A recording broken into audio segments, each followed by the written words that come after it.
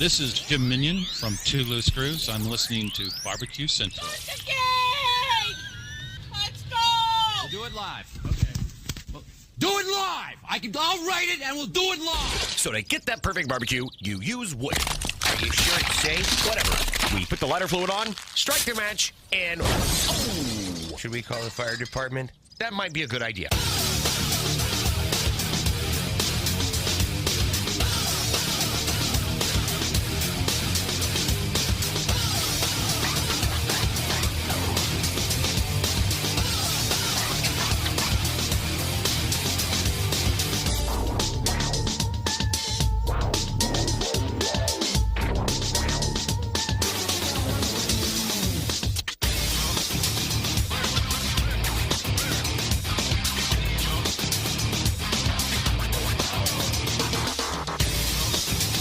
Good evening and welcome to the Really Big Barbecue Central Show. This is the show where we talk about all things that are important to the world of barbecue and grilling.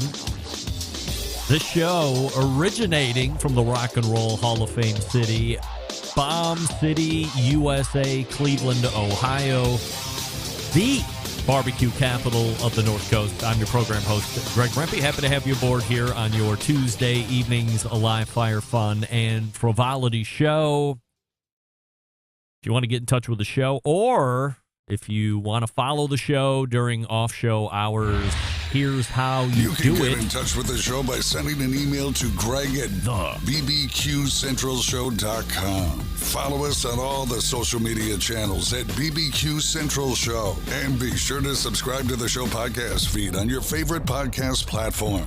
Anything else you want to find out about the show can be found at the main website, thebbqcentralshow.com. And here's what's happening in case you get the newsletter coming up in about 12 minutes from now.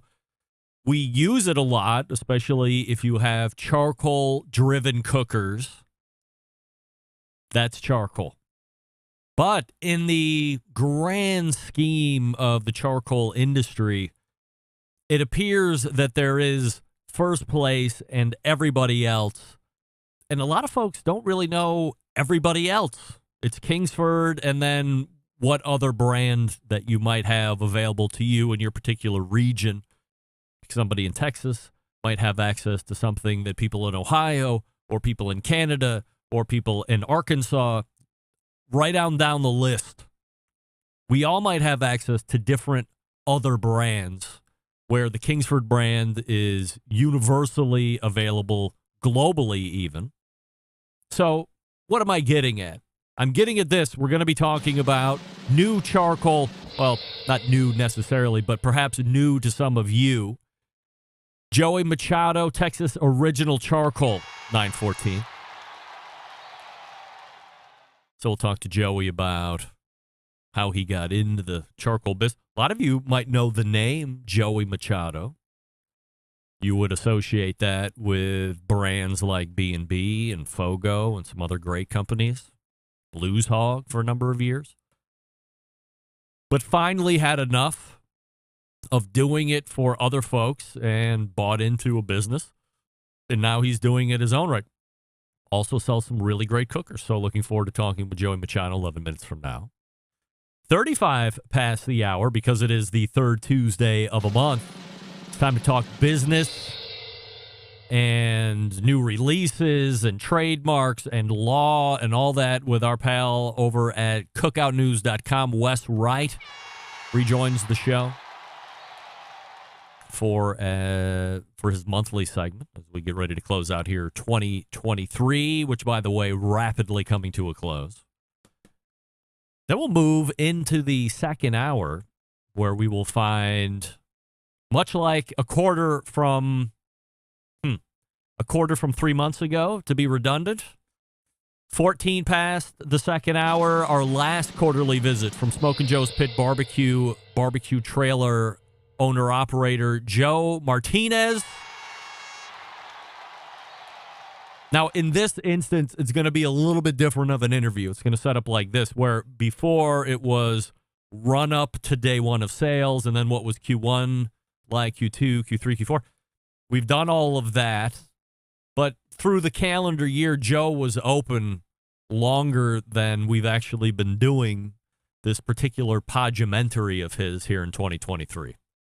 So we're going to do what Q4 looked like in his first year of business. And then through that, we're going to then try and get caught up as we get ready to turn the page on the year. And I did talk with Joe through Soundcheck yesterday. While I thought I had a 2024 Podumentary all lined up, in fact, two folks came down to the Hartville Hardware Barbecue and Grilling Competition and Demonstration Exhibition. They didn't pitch themselves to me, but they said, hey, we're opening a barbecue supply restaurant here west side of Cleveland. And I thought, this would be great. They're not open yet. We can track them in real time. We can do 2024 Podumentary on Barbecue Supply Store Life. That has slowly dwindled to where I think we're going to wait on that. So they've done some due diligence on their part. Maybe it doesn't seem or feel like it's the right time to open Barbecue Supply. I think they were in Amherst, Ohio, or somewhere like that. So we'll wait on them. But in lieu of that, because I wanted to have some form of documentary, Podumentary as we call it, Joe Martinez has agreed to stay on because why? Very important.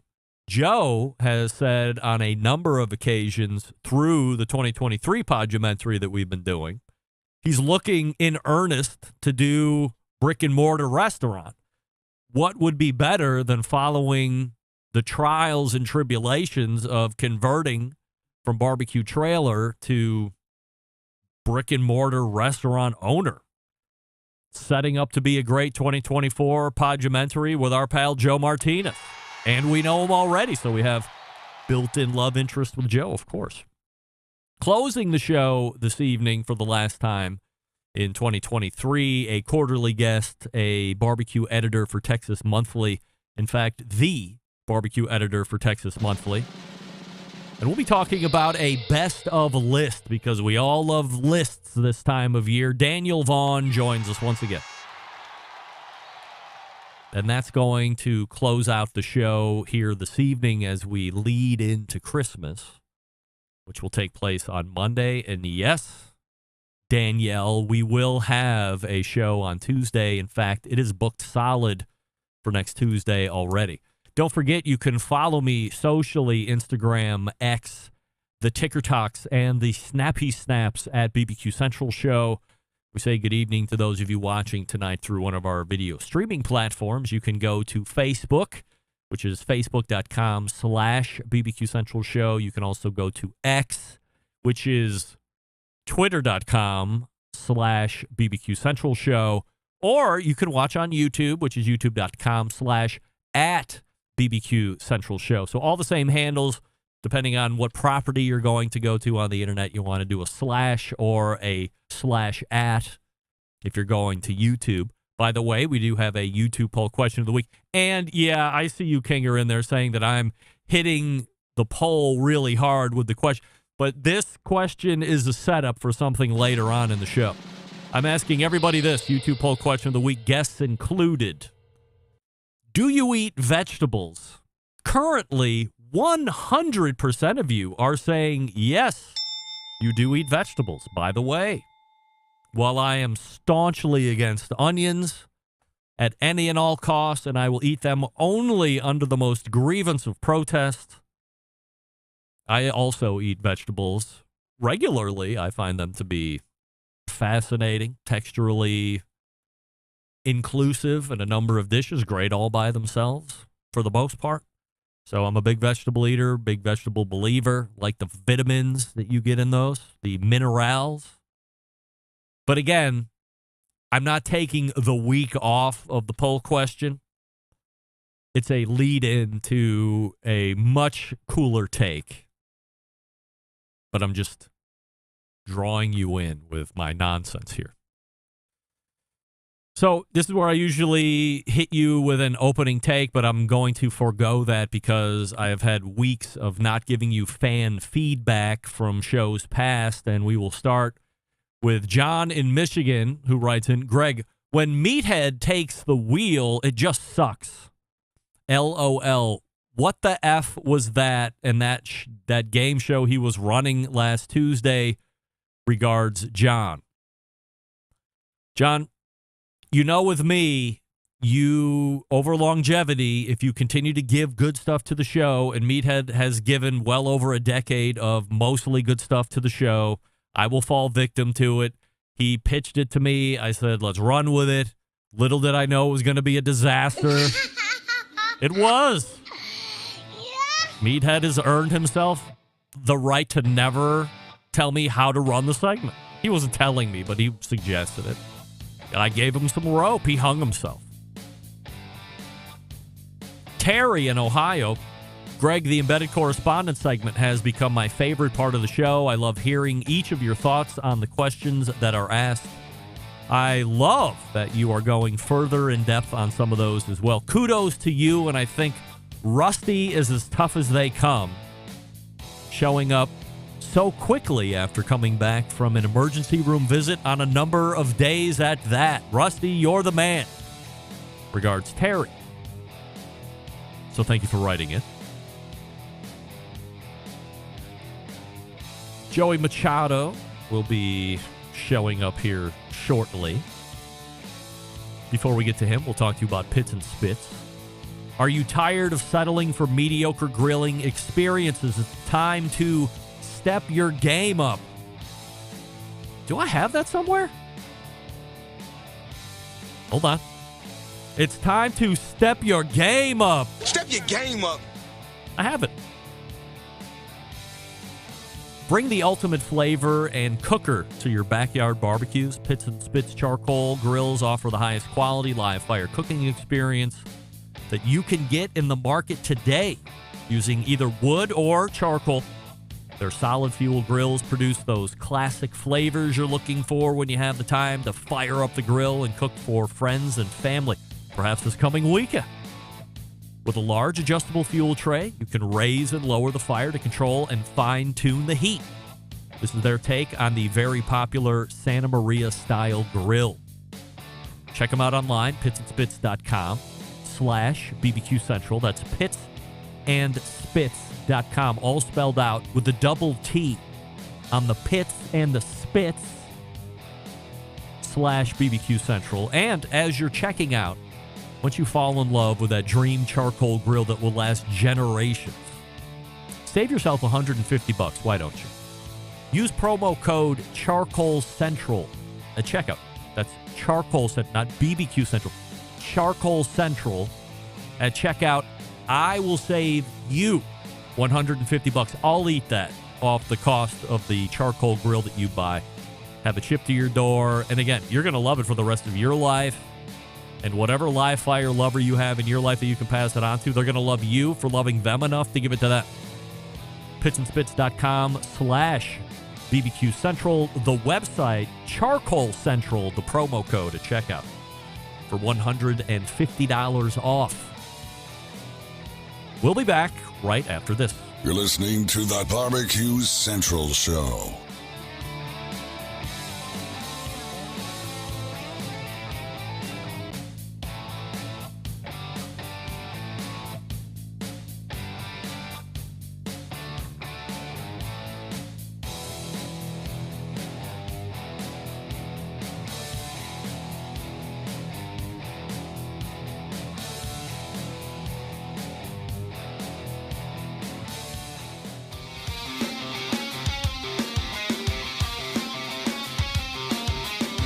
Broadcasting live from the BBQ Central Show studios in Cleveland, Ohio.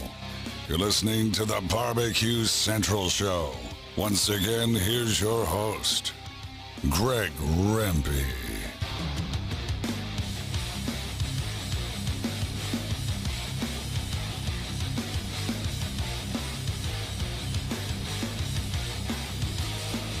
This portion of the show being brought to you by cookinpellets.com, your number one source for quality wood pellets for all your pellet-driven cookers.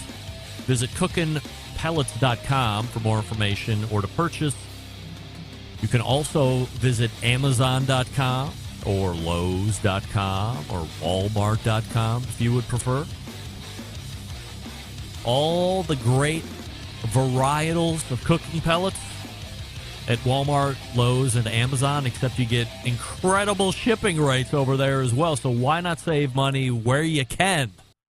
Absolutely. Kinger saying eat too much raw onion and you can smell like one. Absolutely. Just one of the many reasons I would never eat onions, aside from the fact that I don't understand how any human being ever can eat a raw onion by choice. I had a neighbor growing up in the mean streets of Bainbridge, Ohio as a middle-aged youth. He ate them like apples. Peel the onion papers off in his hand like an apple, but not an apple. Raw onion and just to the face. Like, what is going on over here? He later committed many multiple murders, and he's in prison for life now. I'm just kidding, Brian. He's not real. But this guy ate raw onion like apple. So now I will say, in all truthfulness here, putting all my cards on the table, I will actually go out of my way to try and not eat garlic as well, but expressly for the purpose that Kinger has mentioned. For me, Sicilian, got the skin, got the Earl in the blood, all that stuff. When I eat garlic, I love it. This isn't like hate onions taste-wise and they are vile, the devil's food. I love garlic. It loves me so much, it never wants to leave. So I will try my best to skirt around it. But sometimes you can't help it, or you don't know, or what am I going to show up at somebody's house and say, did you put garlic in here? I would just rather not smell like it for a week. But if the gloves are off, the gloves are off. What can I tell you? All right, joining me now, a not first-timer, but he might be a second-timer to the show. Owner of Texas Original Charcoal Company, Joey Machado, joining us here on the show. Uh-oh. Joey? Are you there? Let me punch up the right... No, I'm sorry. Let me go to line 7 over here. Joey, how are you, pal? This is even doubly weird because, as most of you know, I don't have a phone line. Right? Let me try line 18. That's blinking. We race to the hotline and welcome back our pal, Joey Machado, to the... Oh, dear. I think we have an issue, as they say in the business. Which means our guest is not there. Is he there? Yeah. No. Just in from Joey Machado, feeling under the weather, body aches, the whole 9 yards, and he's not going to make it. Get that big stuff out of here. What are you going to do? People get sick. Maybe he's got an Omicron variant. And away we go.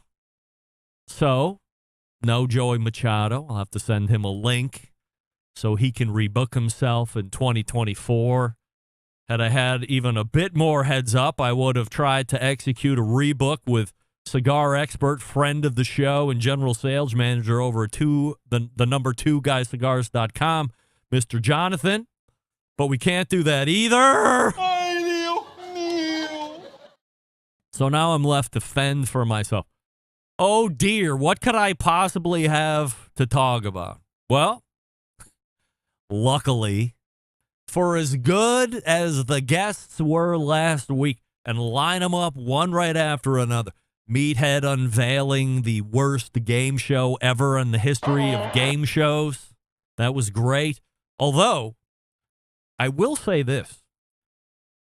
After we got through the most painful game show ever in the history of game shows, Meathead saved the segment with this little gem. In fact, I'm going to use the term viral because all the kids are saying it, everybody, when they get more than like 300 views on an Instagram reel. I made a micro content piece, buzzword, with Meathead's talk of how he does prime rib. Usually we do a whole dissertation on prime rib, where it comes from, how you twine it up to make sure it's all the same thickness, how it doesn't matter if it's 3 pounds or 10 pounds, as long as it's the same shape in cylinder, it cooks in the same amount of time, 18 pounds, 6 pounds, whatever. Meathead talked about coolering the already, so he said, I sous vide. I've gone to sous videing my rib roasts. And then, because I'm traveling, he say, over the river and through the woods, he puts the already sous vide meat in bag into a hot cooler. Sounds like he's got some type of tempered water in there at the temperature he was probably sous videing at or close to. And here he is, sticking the bag in a cooler full of probably the same temperature water, keeping it right in. And you know, if he's got half a quality cooler, the thing's going to hold temperature for hours and hours on end. It was a revelation. And that thing went viral on Instagram. People saying, I never thought of this. I'm going to try that this coming weekend. The list goes on. So, for as good or bad as that game show was, the great portion, and it was literally a minute of great content coming out of Meathead in that segment, coolering the already sous videed rib roast. Again, a revelation, especially on social. Of course, everyone loves Robert Moss. He had a great segment. Everybody loving the insight and takes that he's bringing to the table every month. Withstanding all of that and retaining, and still the retainer of the title event generating the most new news in 2023 is what? Here comes the money.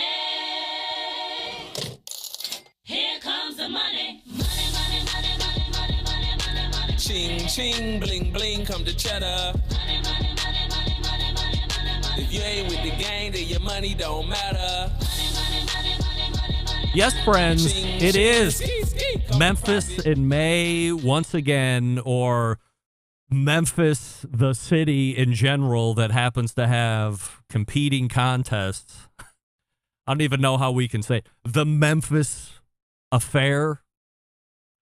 Malcolm said something about the Memphis in May affair. Maybe that was for the KCB. I don't know. You can't call it Memphis in May because now it's encompassing multiple events.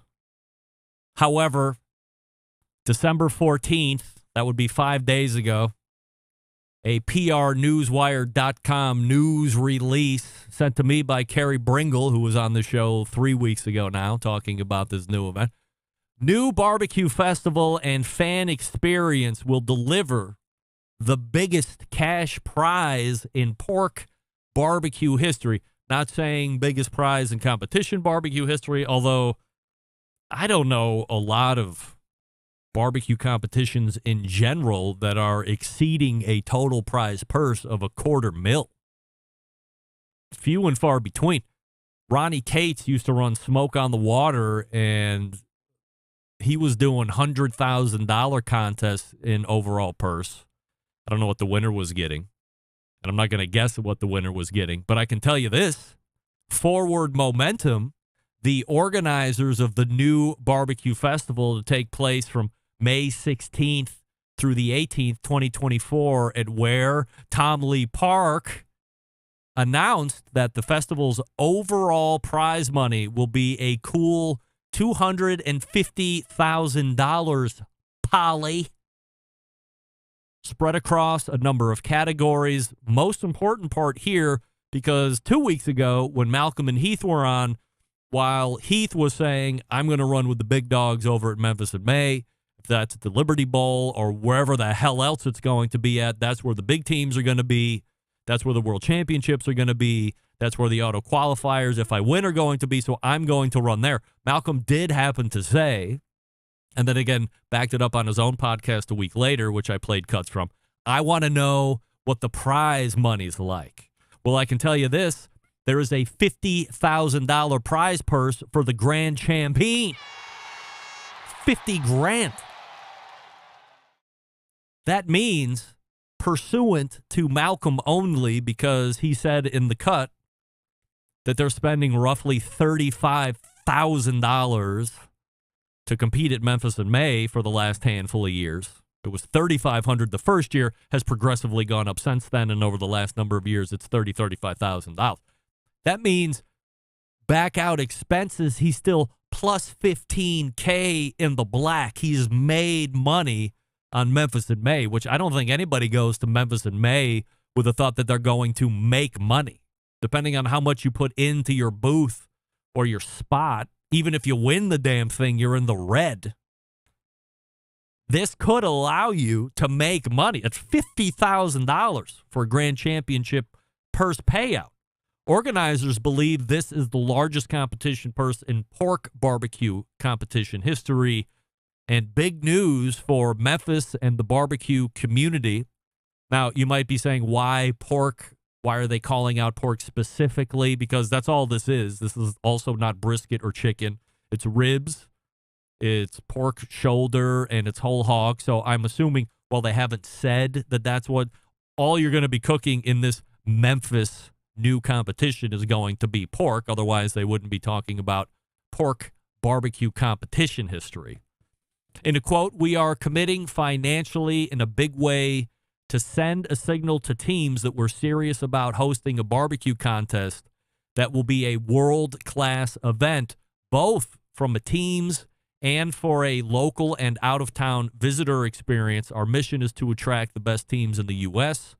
and from around the world, and to create a fan experience that will stimulate our local economy and business and keep them coming back year after year, end quote, said Mike Smith from Forward Momentum. By the way, continuing to effort a conversation with Mike Smith here on the show. The new barbecue festival, still not named, will take advantage of a new design at Tom Lee Park that will show off the park's assets with as little disruption as possible, because that went over really well last time.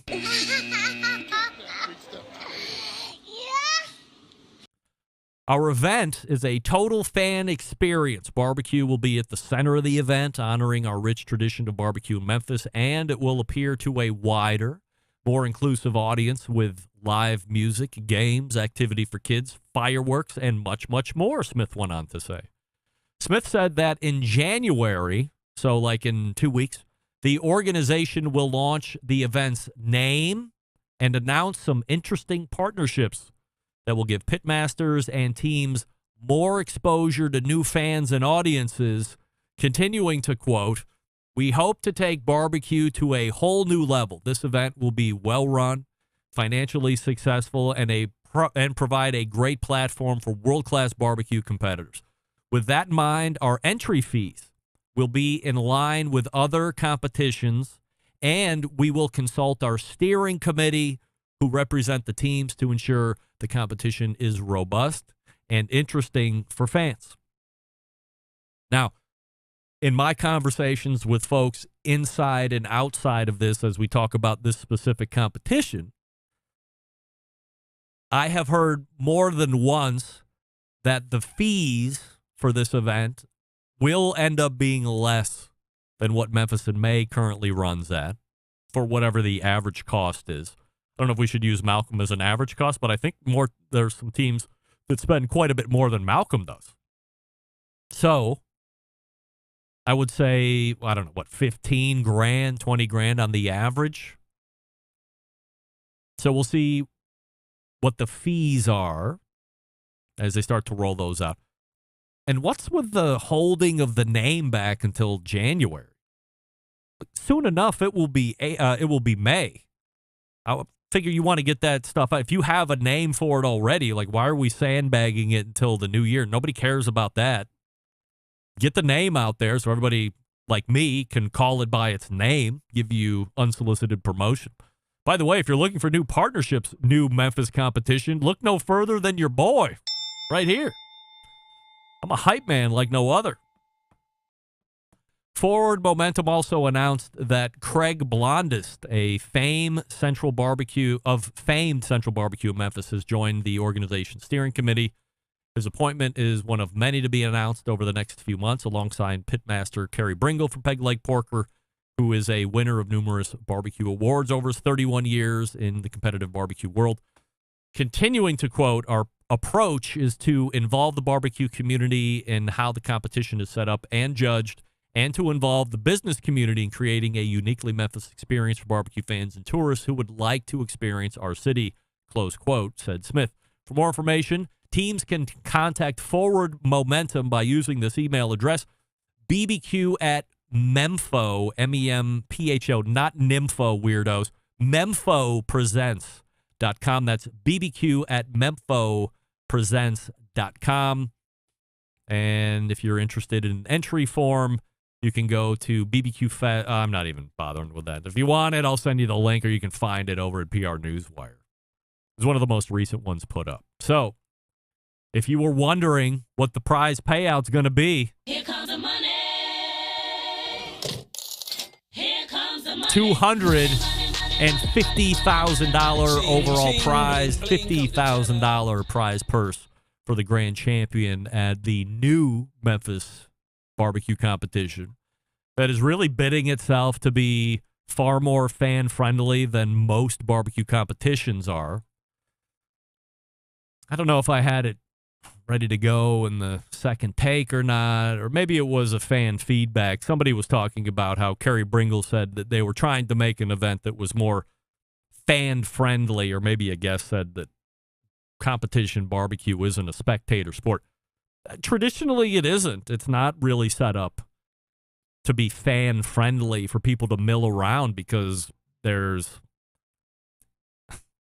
historically, there has been an edict put out to where you can't hand out samples of your food because there's a health code restriction, or there's a health code violation, or the health department doesn't want, I don't know. But that's typically been the run for that. And that's why it's never been a great experience for fans, because fans are coming in, as we've heard before, especially with some of the other guests over the last couple of weeks. If you're going to a barbecue competition as a spectator, you want to eat. You don't care if you're going to be buying it or if it's going to be given to you, sampling. You want to eat it if you're going there, and it's really hard to come by. So that's a big drawback, and it sounds like the new Memphis barbecue competition and festival is going to try and be able to showcase that a little bit more. Since we're doing lists, how about this from Johnny Brayson over at Gear Patrol? I asked the barbecue cooks and pros, what barbecue sauce do you buy at the grocery store? One bottle dominated. I'll wait. Who do you think dominated the barbecue sauce? Who the pros use when they buy it at the grocery store? Who do you think? Go ahead. Throw them up there. Throw them up there. Come on. Come on. Here you go. Number one, and if you don't have it, shame on you, because it's the first one that came to my mind.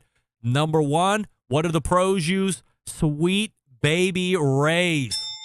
More than any other, if you can believe it. Second, this one was a shocker.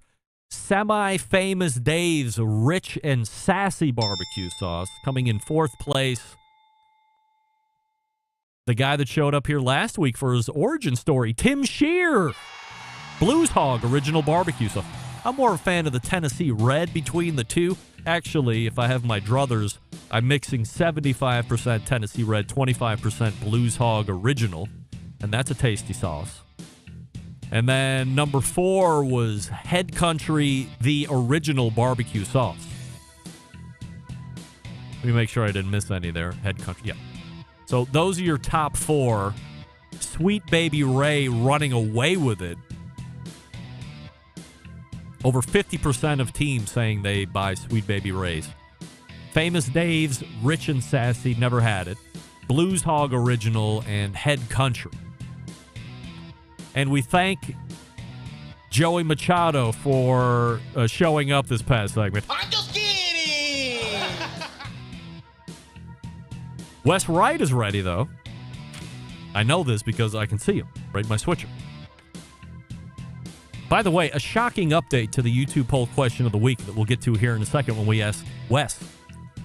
Before we do that, I was just having a conversation at lunch where I took my customer out to Das Schnitzel House over in Parma, Ohio, which is the largest suburb of our fair city of Cleveland, which resides behind me here. Not a green screen, by the way.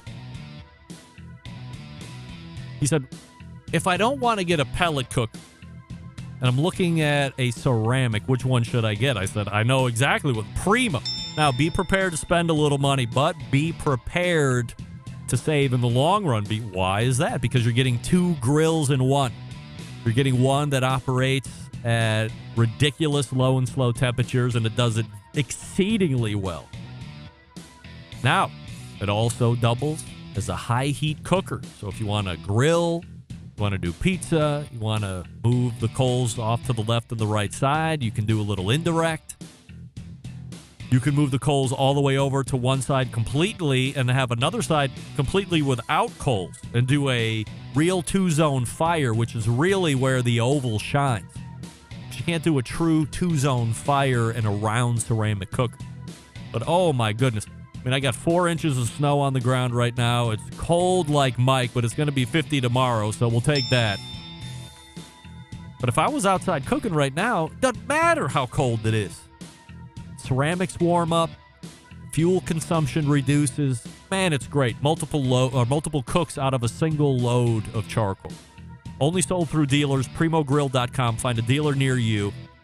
Best ceramics in the biz, patented technology, true two-zone cooking capabilities. The list goes on. Find the oval that best fits your life and then thank me later. And then we enjoyed our veal schnitzel. Wait, mine was pork. Yeah, it was great. Das Schnitzel House. Shout out. We're back with Wes Wright. Stick around. We'll be right back. You're listening to the Barbecue Central Show.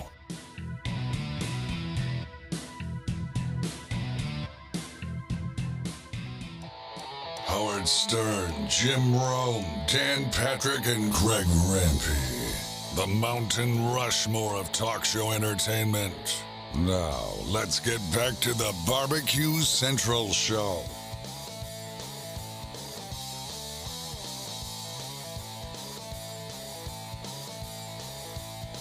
All right, welcome back. This portion of the show being brought to you by Fireboard. Fireboard 2. So you can get that. You can also get the Fireboard Spark, which is an instant read meat thermometer, also a one-channel Fireboard. And a clearinghouse to get all the other stuff from a Fireboard multi-import if you're doing that. And, of course, the new Fireboard Beacon. Fireboard.com is a place to go. You call with questions, 816-945-2232. If you do call in, maybe Ted will answer the phone. Tell him the show sent you. He would love that especially. All right, enough of this nonsense. We're back with our pal and creator of CookoutNews.com, Wes Wright, who is showing up, unlike people that will be remain nameless. Let's forget that. Let's go ahead and name names.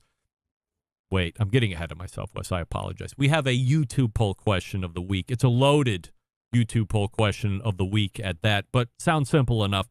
We're asking everybody tonight, and it's yes or no. Do you eat vegetables, Wes? Yes or no? Yes. Yes. Happily or under protest or some of both? No, I enjoy them. They're good. Right. It's a loaded question. I'm going to get to it in the second hour, so if you tune immediately out after you're done, you can get it Thursday and replay, or you can watch the video at any point on demand because it auto archives. A lot of stuff to get to here. Before we do that, I was supposed to have Joey Machado on last segment, but he got sick, had a little bit of a sniffy nose, and then couldn't do it. What do you know about the Texas Original Charcoal Company as it relates to the charcoal industry in general? I've talked to Joey about it before. It's supposed to be I haven't tried it yet. I want to order some barbecue guys because I think they sell it. And it's supposed to be a ultra premium charcoal. So he's a guy that's been in the business for a long time. So he's just his business model was cutting out the middleman essentially, and bringing that charcoal to market. In your estimation, if you're getting into the charcoal business, should your first thought be, I don't want to compete with Kingsford? I mean, I wouldn't want to compete with them on like, Or I mean, you can't, right? I mean, yeah, like run of the mill widely briquettes. available. You're not, and they're like they have 80% of the market. They have all the relationships, which is so important with grocery stores and big box stores. So I don't see how you can. They'd have to really screw something up.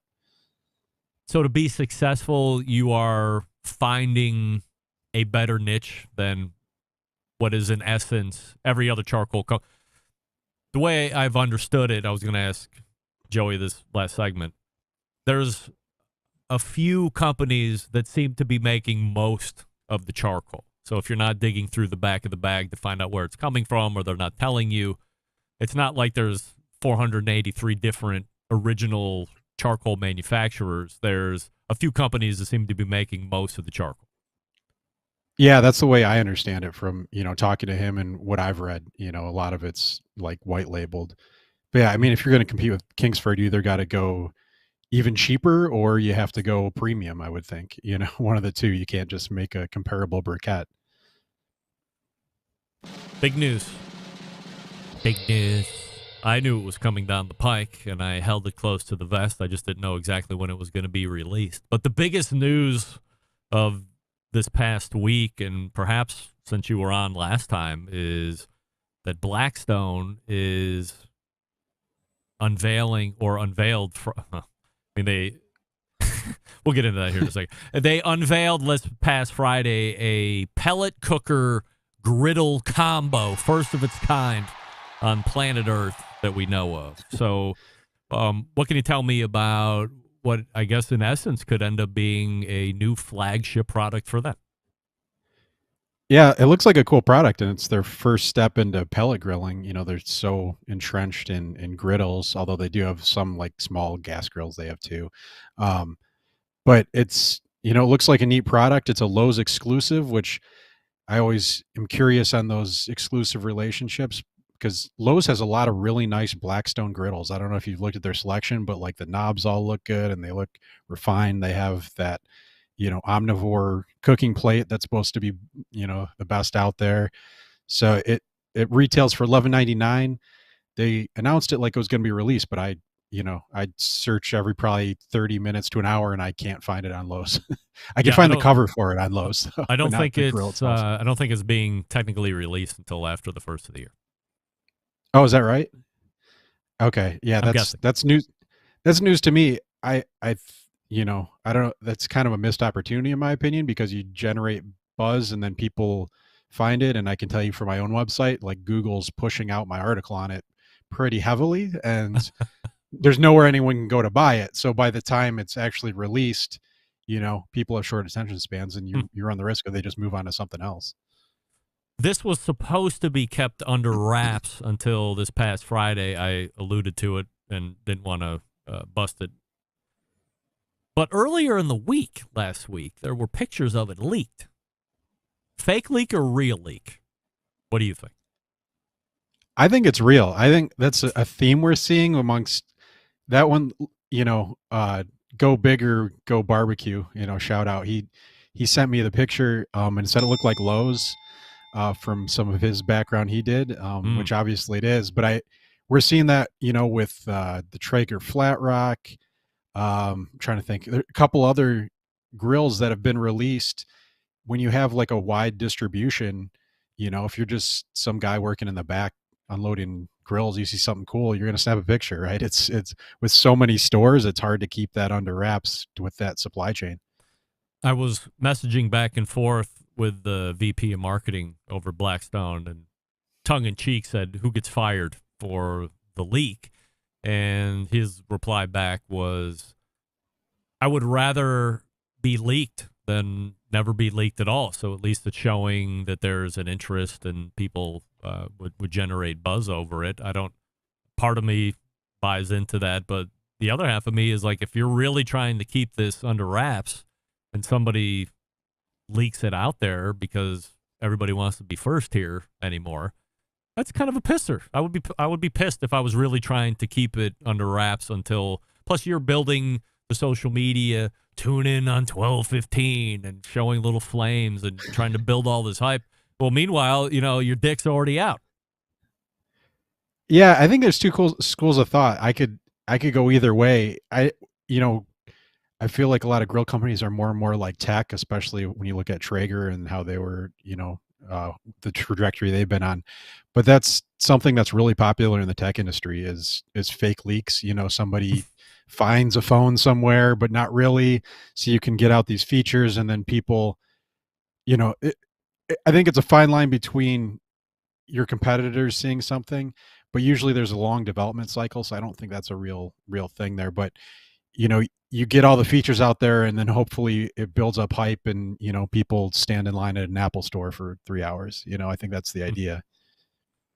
Thoughts on potential success? Your speculation. I think they'll have success with it. I think Blackstone's doing a great job, and it's a brand that that is very well known, and it's just seems to be growing. So I think too, if you're picking two things that are popular for purchases, it's pellet grills. Seems like everyone wanted one of those. Whether or not they already have them is another story. But and griddles, that's so you can get 2 in 1 and save yourself buying 2 grills. When you look at the spec of it, and there's a number of pictures out there now, so if you're listening to us and you don't know exactly what we're talking about, you can Google search it up pretty quick, or you can go to Wes's website and see everything that he has posted. All my social media stuff is eliminated because I did it on stories. What did you like that you saw that's on it, and what didn't you like, or what would you have hoped would have been included if it's not? I think on the pellet, well, it's kind of two halves there. So the pellet grill half, I think they really, they nailed everything you could want there. It has, I didn't see a temperature range, but I'm sure it's competitive, whatever it is. It's $11.99 for the whole thing, which seems pretty reasonably priced for, a duo grill like that. Then, it has Wi-Fi connectivity, 4 meat probes, 20-pound a pellet hopper, and they have a neat like folding grill grate thing you can do inside, which is kind of neat. And they have a rollover lid, which is a neat design feature. So I there's not much more you could want on the pellet grill side. The griddle side, it's whether or not 2 burners is enough for you and what you're using it for. That's really the only thing. But also, you don't want this giant like train of a grill though either. So, it's kind of, you have to pick your poison. Yeah. So 2 things that stood out to me. I would want a 36-inch griddle on that. I think it's 22 inches across and 20 or whatever it is deep. So I would definitely want another 14 inches of griddle from left to right. Maybe it's a 3 burner at that point. The 36 I have now, or 36 inch I have now, is actually 4 burner, but I don't know if it's the one on the combo is as would be as deep, but I would want a little bit more left to right. Number 1. Number 2, I don't know what the fascination with companies putting raw cast iron for grates. Like, who cares about that? To me, that's a headache. I wish they would have consulted with me before they put this thing into production. And I would say either do a porcelain coated cast iron. I understand what the response back is going to be. Oh, cast iron heats up, even heating, blah, blah, blah. If you want to grill on it, whatever. I'm not going to grill on that thing. Or do like the nice gauge steel bars, the stainless steel bars, whatever you find in some of the higher end stuff. I think raw cast iron for the general consumer, they're not going to keep up with it. And you're going to get one spot of rust on that, and it's going to spread around. And now you got somebody going, oh, my grill grates, rust all over the place. Why do people like to put in cast iron, or is it cheap? I think it's a trade-off with heat retention, is that, it holds heat so well. So, it probably helps with sear marks, I would imagine too. Someone else can say otherwise. I'm a fan of stainless steel grates myself. I don't like I don't like the fake coated metal ones that aren't really stainless. I like a true stainless steel grate, and even if the heat retention is good, just from a durability standpoint, I think that's the way I would go. Is there a better brand than Blackstone in the live fire industry right now, covering all the bases? I don't think a singular brand. No, I would say that I feel like they're releasing what people want. They have what's hot. They have a griddle. They have a pizza oven, which is hot. They have now a pellet grill. I think that they're kind of figuring it out, and they're probably doing better than a lot of other companies. Would it make sense for them to, at some point, release a gas grill? I know it would be counter to the griddle, but could that complete their portfolio in a sense? It depends what their thinking is.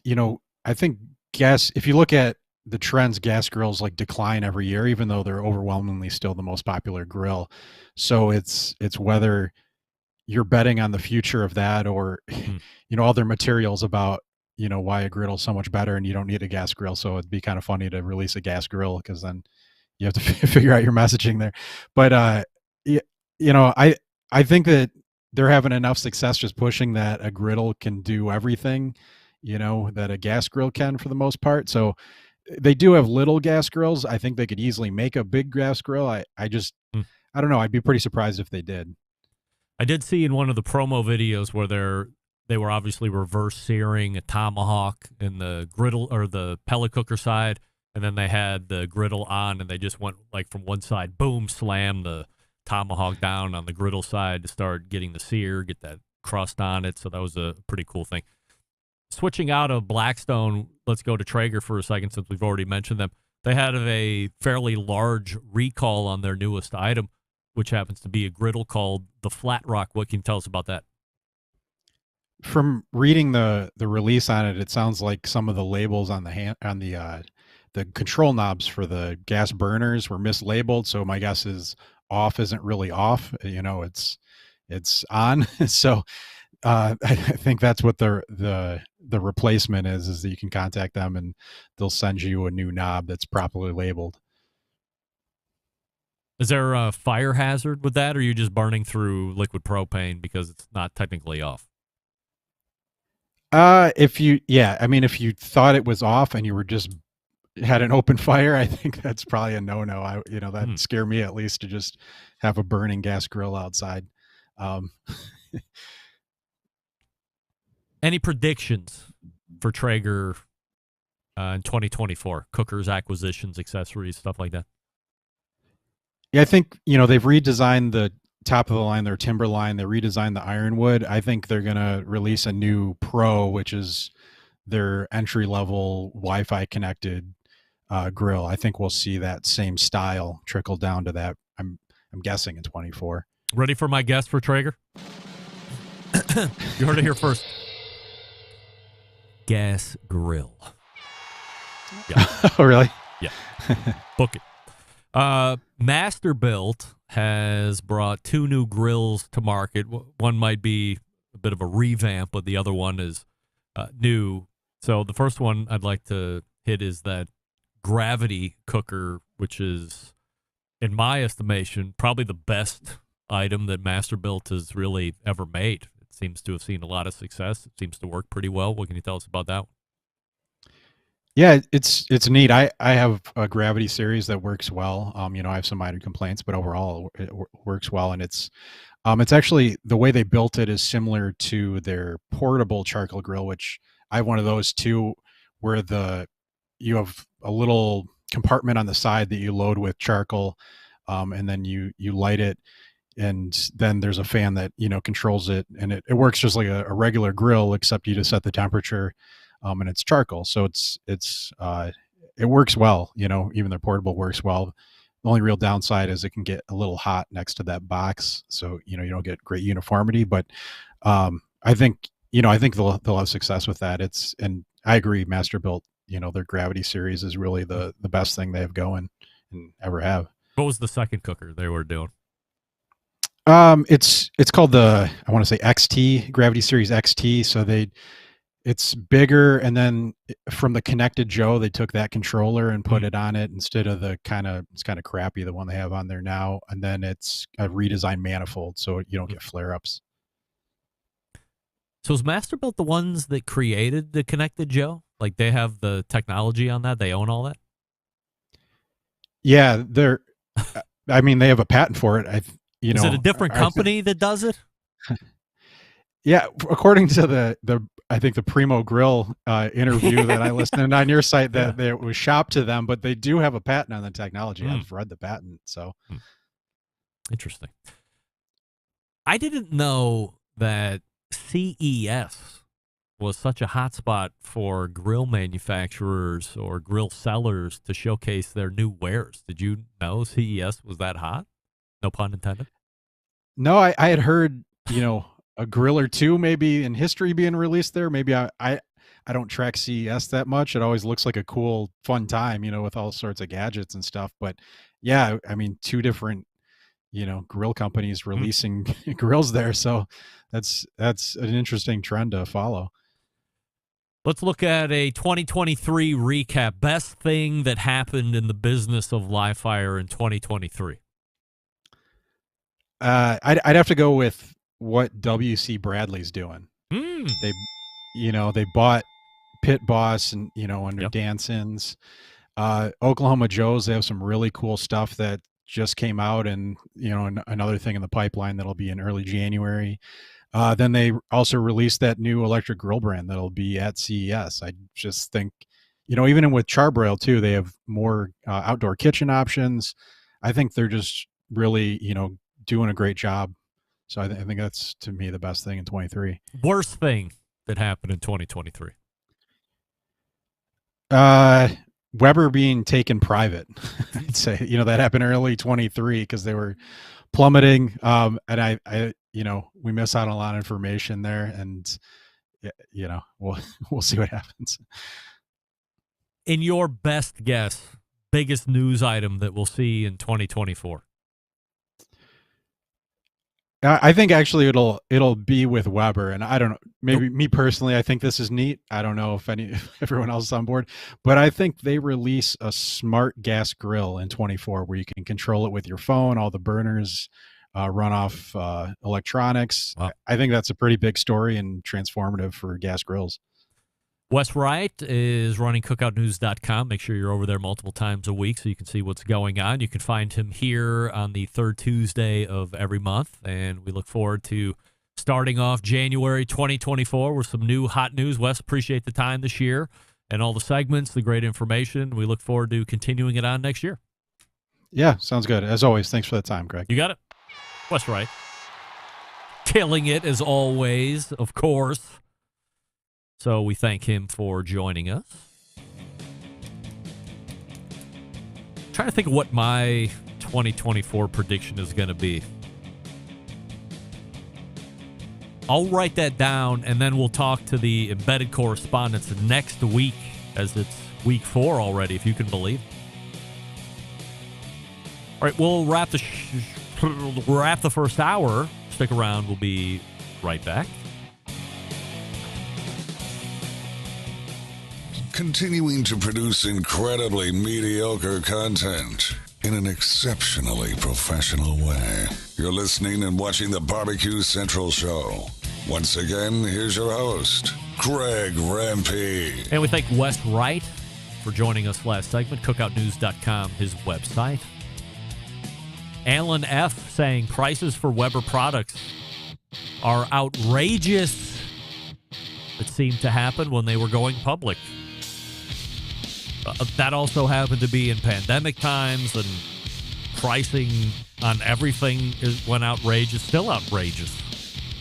Starting to cool a little bit, depending on how you look at the Fed and interest rates and job markets and all that stuff. But everything seems to be pretty expensive right now, Alan. Still. But in the teeth of the pandemic, no doubt about it. All right, we're going to wrap the first hour. Let's refresh libations. If I had time, I'd go grab a coffee to get us into the second hour, but it's just water for me. We'll see you on the other side. You're listening and watching the Barbecue Central Show right here on the Barbecue Central Network. Stick around. We'll be right back.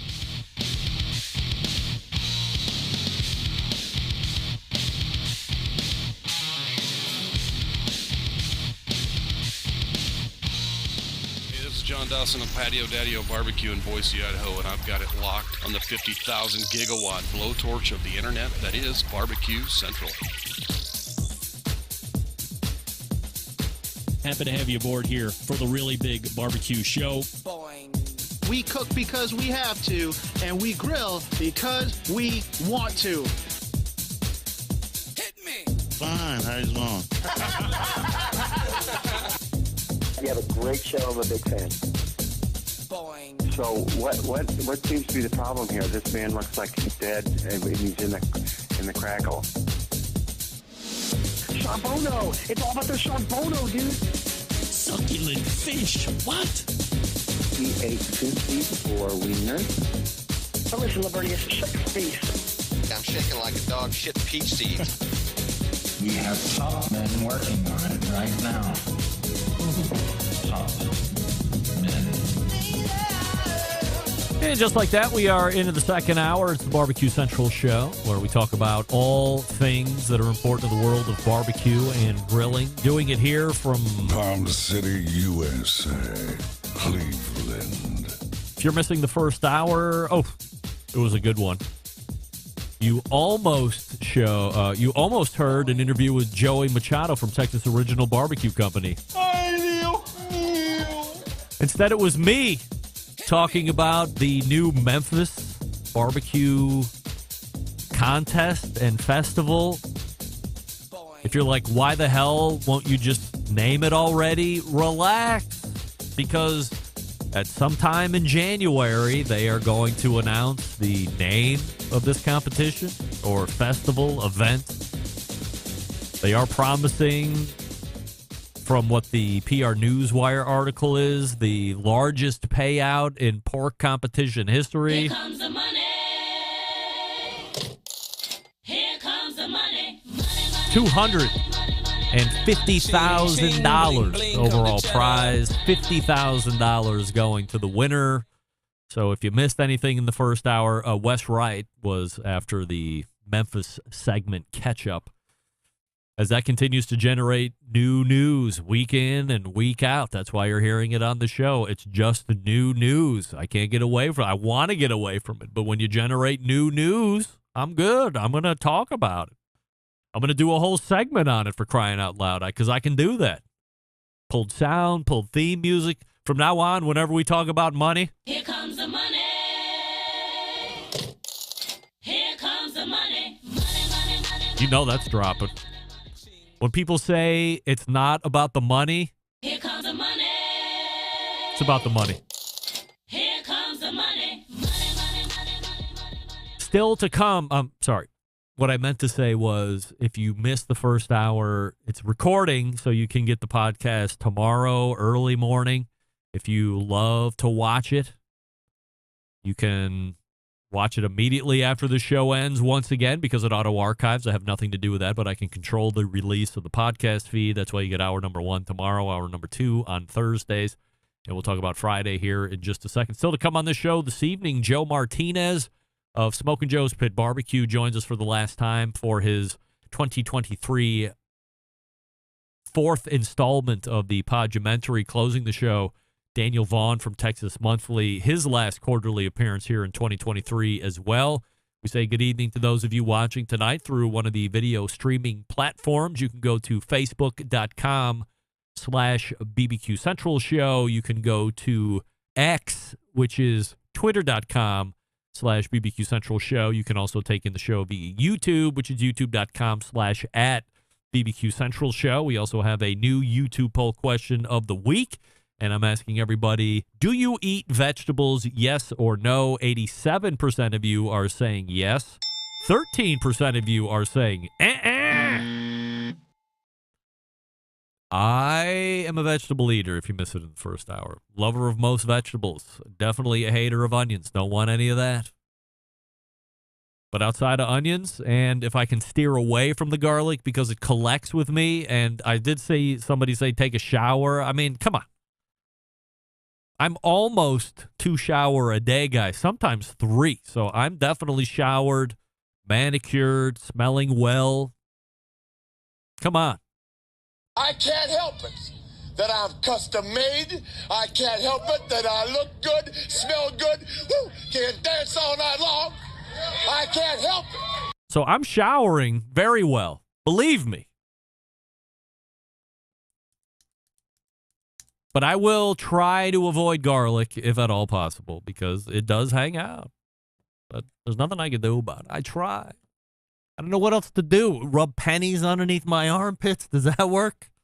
Some kind of weird thing like that? I don't know. That's Joe. Maybe he knows how to keep garlic from hanging out all over me for days on end. But 87% are saying that you do eat vegetables, and I'm right along with you. Coming up on the best moments of the Barbecue Central show in 10 minutes or less this coming Friday, episode 313, taking you back to December 20th, 2011. If you can believe it, folks, it's that time of year, gang.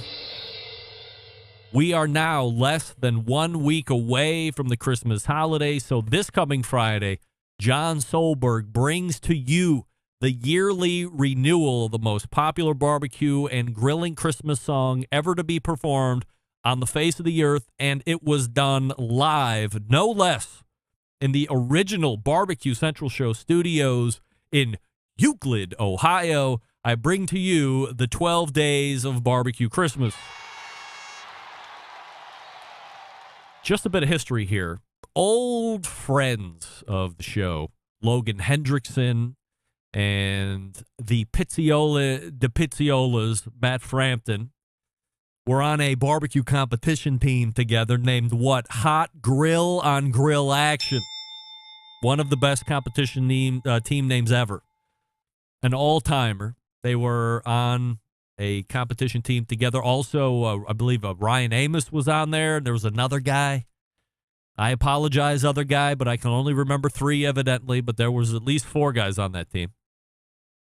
Logan and Matt, being the ever crafty lyricists, got together and said, hey, if we write a Christmas song for you, will you sing it on the show live? And I said yes, because that's what we do. We do it live. We'll do it live. So I will do it. Not only that, on that fateful Tuesday night, December 20th, 2011, I was also backed up by a then 10-year-old Bobby Rempe, an 8-year-old Maddie Rempe, and a 6-year-old Marley Rempe. Maybe I should say co-singers on that one. So if you're new to the show, if you've never heard 12 Days of Barbecue Christmas, you are in for a treat. If you have been with the show for a while, this is one that I'm sure you look forward to each and every holiday season, so I hope you enjoy it. Every year we toy with the potential of doing a new or updated version, but sometimes you just have to understand when you are in the presence of perfection and you just need to leave well enough alone, and I think that's where we're at this point. Don't forget, you can subscribe to the best moments of by visiting thebbqcentralshow.com/subscribe and get all the ways to do it there. And if you would like to hear a past guest or segment again that's been lost in the archives, email John and let him know what you would like to hear, JON@thebbqcentralshow.com, and he'll do his best to meet your expectations. Now, here's the answer. Why such a lame poll question of the week? Do you eat vegetables? Well, I'm glad you asked, because through a sharing from, is it Blinky's Offset Barbecue Pit? I apologize if it's not. I think it is. No, I think it's Fred in Chicago. One of those guys. I think it's Fred, now that I think about it. Sent me this beauty. That is, if you can see it, famed broadcast sports announcer Al Michaels. And he says this. Is it true that you have never knowingly eaten a vegetable in your life? That is true. That is true. I was born when my parents were 18, and my mother hadn't even read Dr. Spock at that point. So she just let me have the run of the course. And I always pushed the vegetables away. To this day, no. And I guess what I've proven, Chris, is that man does not need vegetables to survive. But is it just possible that you would like, I'm thinking of one of the more non-objectionable vegetables, a carrot? Oh, please. Please. A carrot? No, a carrot. No, that's an objectionable vegetable. I mean, really? What? I mean, how would you know? You've never tasted it. I look at it. I just don't even like the look of it. And I surmise what it might taste like in terms of the texture of it. I think a lot of it probably has to do, it just doesn't look like something that would go down well. Look, Chris Wallace is a renowned interviewer. Terrible question, Chris. Why would you ask Al Michaels, who obviously is getting along just fine in his years of not eating vegetables, one of the more non-objectionable ones, carrot? I think one of the most objectionable vegetables is a carrot. It's long, it's orange. If you eat too many of them, it will literally turn your skin orange. There has to be 20, 30 better non-offensive vegetable options than carrot.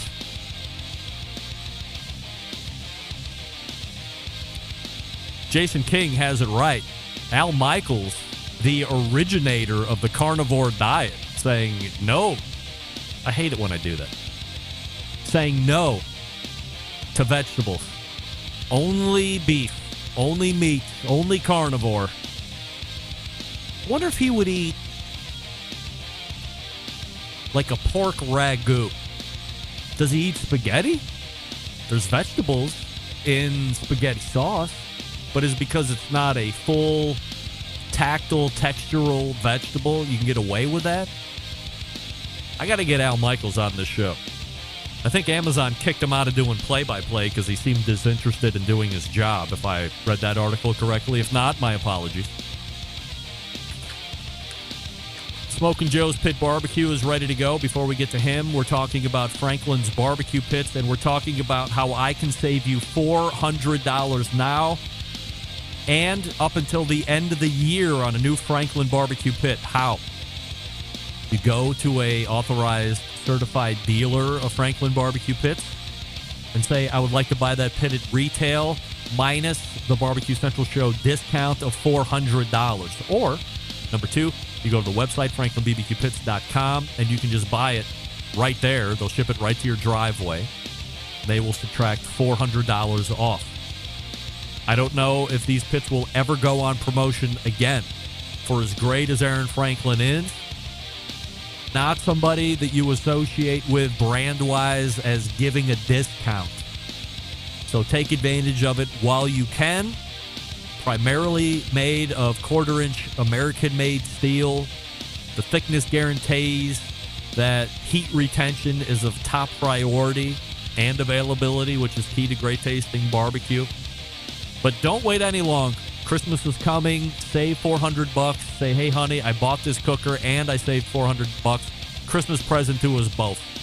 FranklinBBQPits.com to find the dealer near you, or you can buy right on the website, FranklinBBQPit.com. You save $400 either way by doing it right now, and it runs through the end of the year, and who knows if you ever see it again. Now, this isn't some gimmick. Do me a favor. Wait. Don't save money. And then see if this even comes back in 2024. And when it doesn't, quit crying in your soup. We'll be back with Smokin' Joe's Pit Barbecue right after this. Stick around. You're listening to the Barbecue Central Show.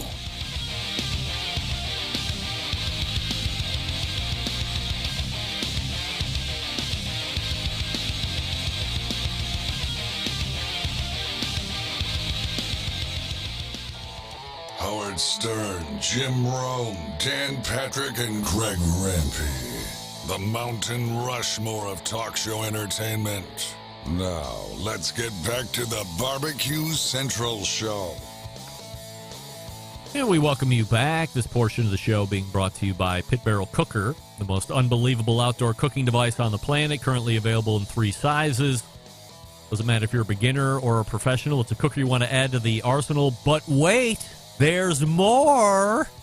Right now, there's a promotion that's going on the PBX. That's the big one.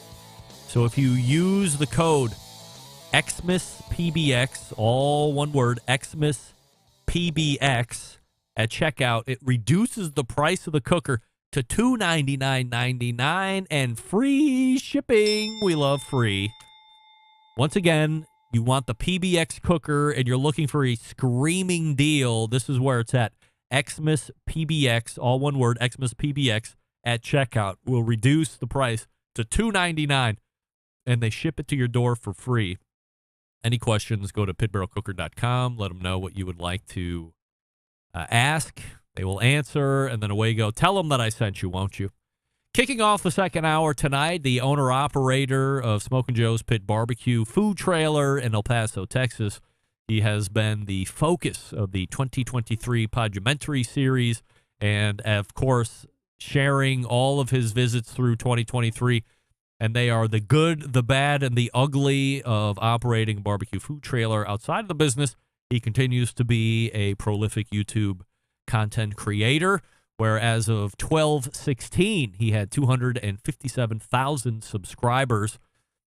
The content really great as well.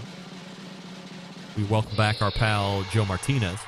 Joe, we have a YouTube poll question of the week that we're asking everybody. I just let the cat out of the bag with why I asked such a dopey question, or what appeared to be a dopey question right off the bat. But I'll ask you because you're a guest. Do you eat vegetables, yes or no? Yes, I do. Yes. Under protest or gladly? Gladly. I mean, I had a BLT for dinner that had lettuce and tomato in it. Those are vegetables, right? And bacon. That's almost a vegetable. Pretty much. Let's do this visit in a couple different ways. So as I had mentioned in the open of the show, we were following quarter 1, quarter 2, but you are not also in operating chronological order as to how the show was running here through the year. So you were months in advance of when we actually started this in January. So if you can recall back what quarter 4 of the business looked like, I know last time we talked about it, there were some things that you were working through and experiencing both in a good and a bad way. So how did quarter 4 end up for Smokin' Joe's Pit BBQ trailer? Quarter 4 was really good. I finally, there's different levels of being an owner, and, I can't step away from my business yet, but things are going really good. I hired a chef. I don't know if I mentioned that or not yet, but I hired a chef. And, she's been doing really good for us and figuring out ways to be more profitable and not have so much loss, et cetera. So I'm fully staffed. In fact, I've gotten to the point where I really don't have to show up to work anymore. I don't have to be there. The reason I do go is, to make sure things are operating smooth. I don't want to get away 100%. But and to cover lunches, so my chef can go to lunch and my brother, which is a pit master, can go to lunch as well. That's pretty much the only reason I show up. Sales are good. We have in the fourth quarter, we started picking up more catering gigs. Now that we had, more staff, we were able to take on more catering, more parties, company parties, et cetera. And that in itself has been a blessing because I got to tell you, running a food truck is one thing, and it's a decent revenue. But once you start catering, that really opens the door to making more money, and it's been really good for us. I do hear that quite a bit from either people that are in a brick and mortar restaurant or they're running some type of a food truck or food trailer. They can't wait until they get into the catering side of things because their customers are either coming into the food truck or the restaurant and just picking it up and leaving. So there isn't a whole bunch of other nonsense that are going. The profitability is going way up. So they really start to see the revenue numbers start to turn or spool up quite a bit. When you are doing that, though, what kind of an additional time commitment is it for you to make sure that you're not only cooking for whatever the day's lunch/dinner service is going to be, but on top of whatever the catering is going to be. Yeah, so it does take a lot of planning. When I get a catering order, a catering request from a customer, we iron out the pricing and what they're looking for, etc. Once everything's done, I don't even mention it to my chef and my brother, which is a pit master, until it's 100% set in stone, because they've got a lot of running a barbecue business, a lot of work, a lot of long hours. And if I start to tell them, hey, I have a potential catering, well, they're going to have that in the back of their mind. And I don't want their minds preoccupied with something that's not concrete, So once it's sold, I come up with a game plan. I say, okay, what day are we doing this catering? Then I mention it to my brother and my chef. And I tell them, hey, this is what we got. This is what I need. I ordered 4 extra briskets for this day. Jen, which is my chef, I need an extra 20 pounds of potato salad this day. So when we're prepping, she's prepping for our food truck service, but then she's also prepping for that catering gig as well. As you mentioned earlier, moving into a brick and mortar would be the best thing catering, because we are limited on space. I don't have a restaurant where I have 3 or 4 food warmers. I've got 1 food warmer in my food truck and 1, decent sized fridge. So we have to be careful that, we don't overextend ourselves and fall short of either servicing our customers at the food truck or falling on our faces with the catering gig. We got to make sure that, and if I can't do it, if I tell if I feel that we can't do it because it's too large of a catering, for example, I just say, hey, I'm sorry, I'm booked for that day. I just can't. I'm committed to some other deals. What's your limit? Well, we're about to test it. We're about to test it. I got a bunch of pre-orders for briskets for Christmas. So we've got 18 briskets that we have to cook along with our food truck service briskets. So we're cooking a total of, what's it going to be, 27 briskets. But this deal with the Christmas briskets, it's a little unique in what we're doing with that. We are cooking them, then we're going to let them cool down, and then we're going to vacuum seal them. So the customers will be picking them up Christmas Eve. They will be vacuum sealed, and I give them instructions on how to reheat and slice their briskets. So it's not like I'm having to turn in hot briskets to the customer. If I did have to turn in hot briskets, I would need another food warmer, which right now I don't have another food warmer.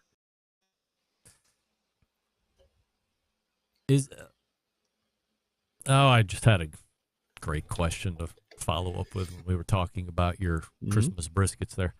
I'm not going to remember it. That's right. We'll move on. You mentioned your brother is the pit master. You mentioned Jen, the chef that you've hired here. What happens if one of those two quit?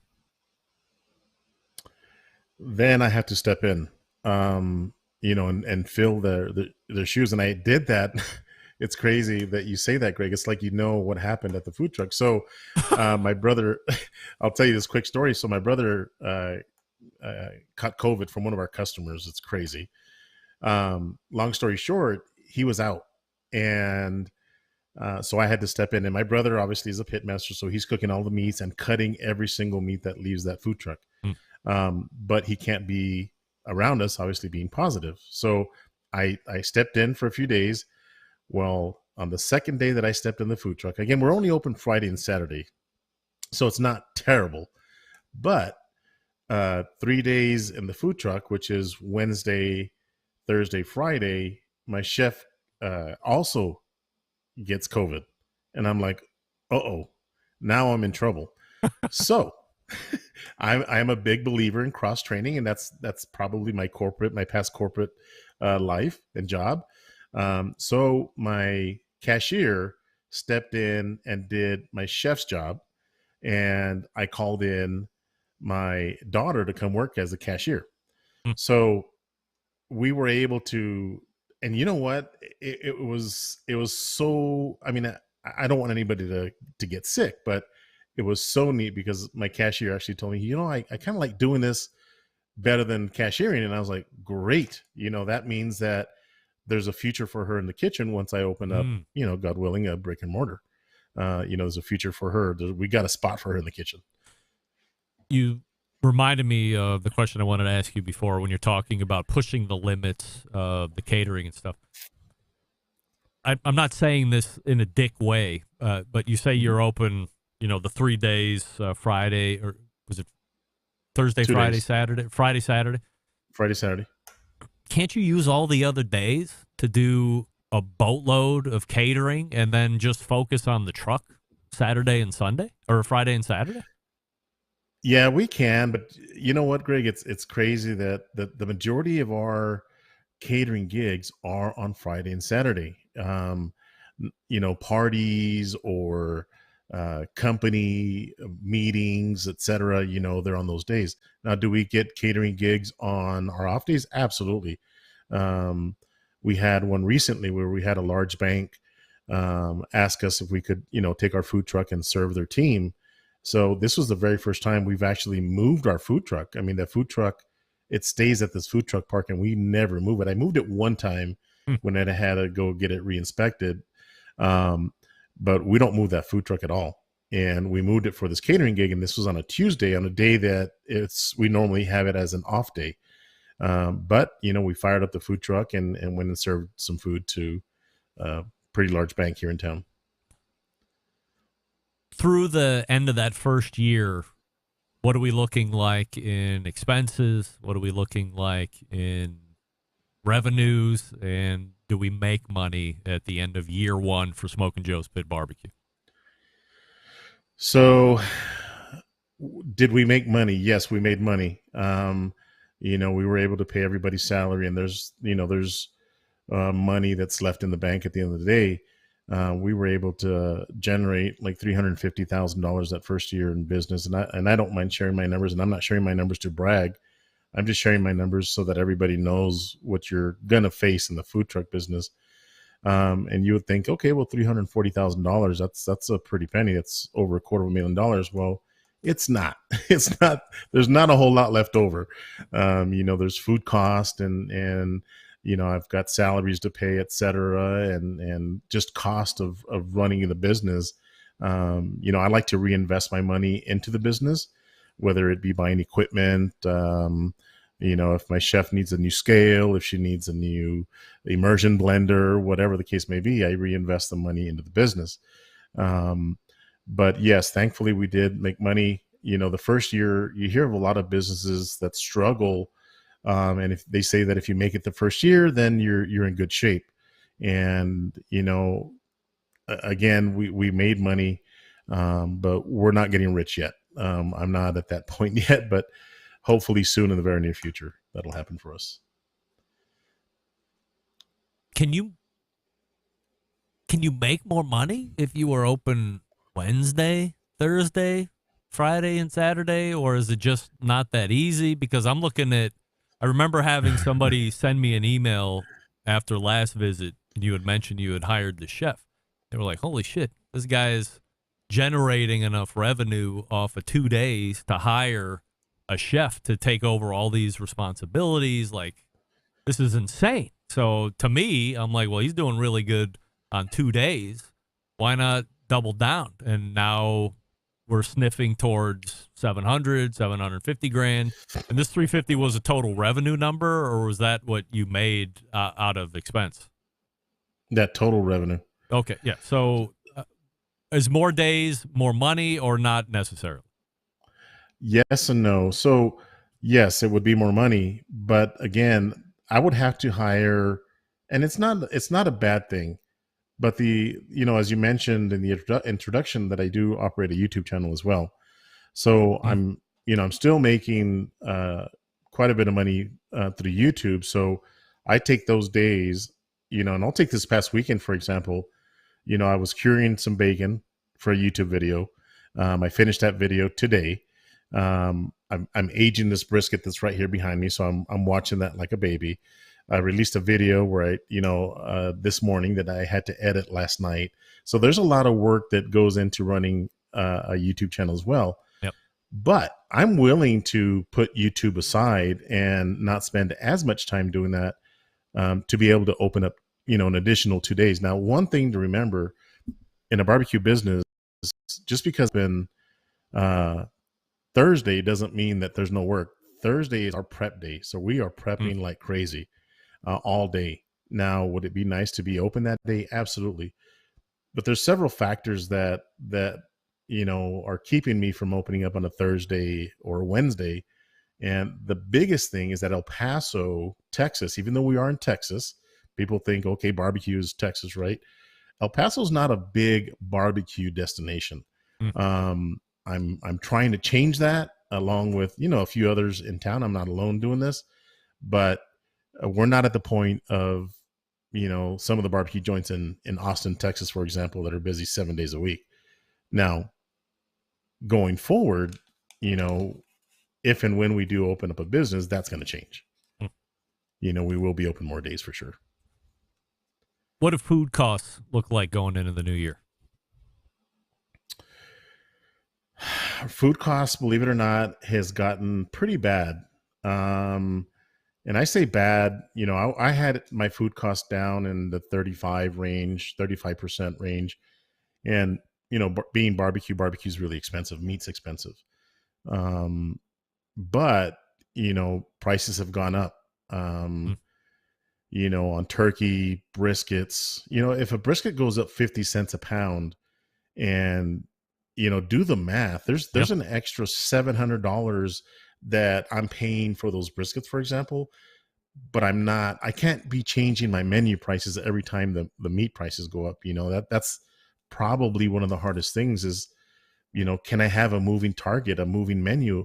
I can't, so oftentimes I'm left to absorb that increase myself. Now, if it gets to the point where I'm not making money, then, I will have to, I'll be forced to increase my prices. Goals for 2024, at least for quarter number one. As I had mentioned, we're going to run you out next year too, in hopes that you do secure this brick and mortar location so we can follow you through that fun journey. I can only imagine how much more fun that'll be than starting the quest that you did over a year ago. But what are those first quarter goals for 2024? Well, the biggest goal that we have is to, find a brick and mortar. We had a place, and, I'll throw some numbers out there because, I'm all about numbers too. I've already made up my mind that I will not be in a shopping center or shopping plaza. Okay. So I found a place really close to my house. Thought it was going to be it. It was going to cost me close to $7,500 a month, just the lease. And they wanted a 7-year contract. So if you do the math on that, you're close to $1 million after the 7 years, but you have nothing to show for it. It's not yours. Great location, but that's money. It's like renting a house. You're not going anywhere with that. So I made up my mind that I'm either going to buy a building, an existing building, and convert it into a restaurant, or I'm going to buy a piece of land and I'm going to build my restaurant. Wow. So that is my goal. That is the number one goal for me in 2024. And it's going to happen in the first quarter. I'm really hard on myself and achieving my goals. And I will, Greg, mark my word, I will be in a brick and mortar the first quarter of 2024. All right. You said it here first. And you only have, luckily you have 3 months to do that before quarter number 2 starts.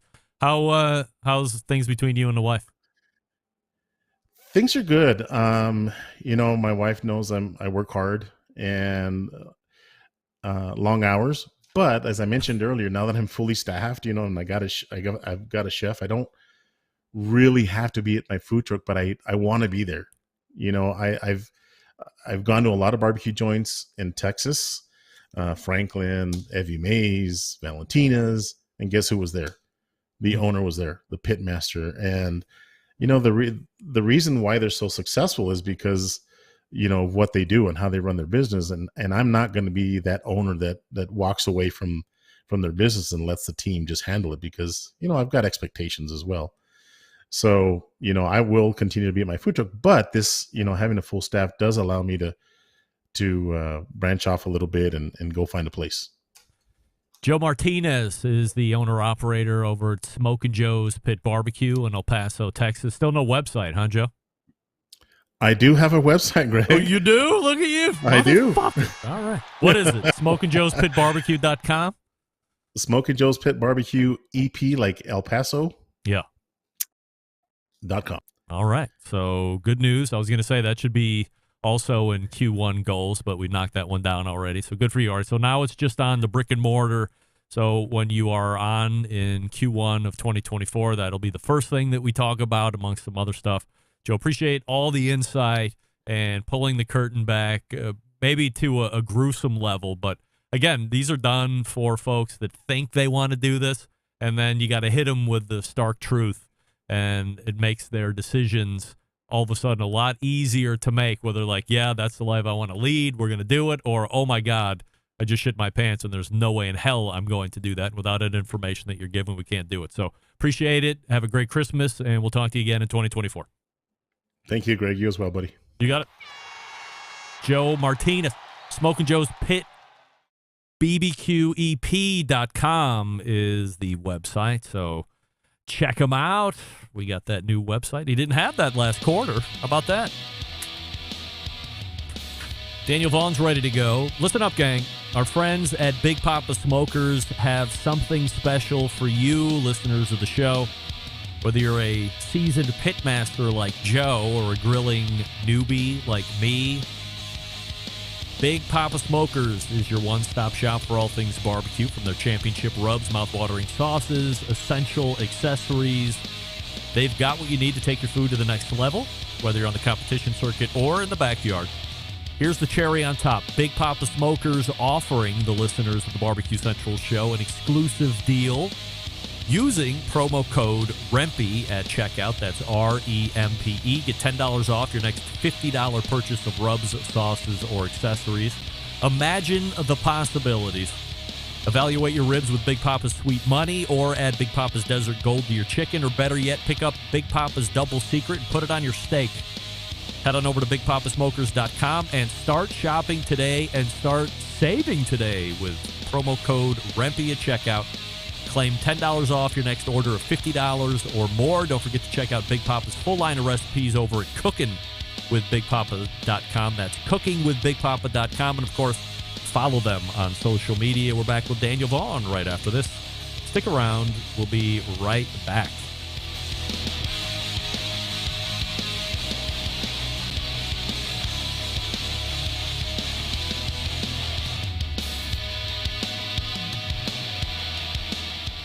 Whole packers, full racks, legs and thighs, injecting butts. If you've never heard this before, you might think you found the best XXX show ever. Let's get back to the most homoerotic host out there today, Greg Rempe. And we welcome you back. Portion of the show being brought to you by Aladino Cigars, JRE Tobacco. Sent out a lot of Corojo Reserva Figurados last week, so hopefully you have those and you're going to be trying them over this week or the next few weeks, maybe to ring in the new year. Find a dealer near you, jretobacco.com. And if you are fully aware or you would like a sample, email me. Send you out some. I got some Robustos and some Toros. Few Figurados, but I want to save a couple for me too. So good folks over at JRE Tobacco.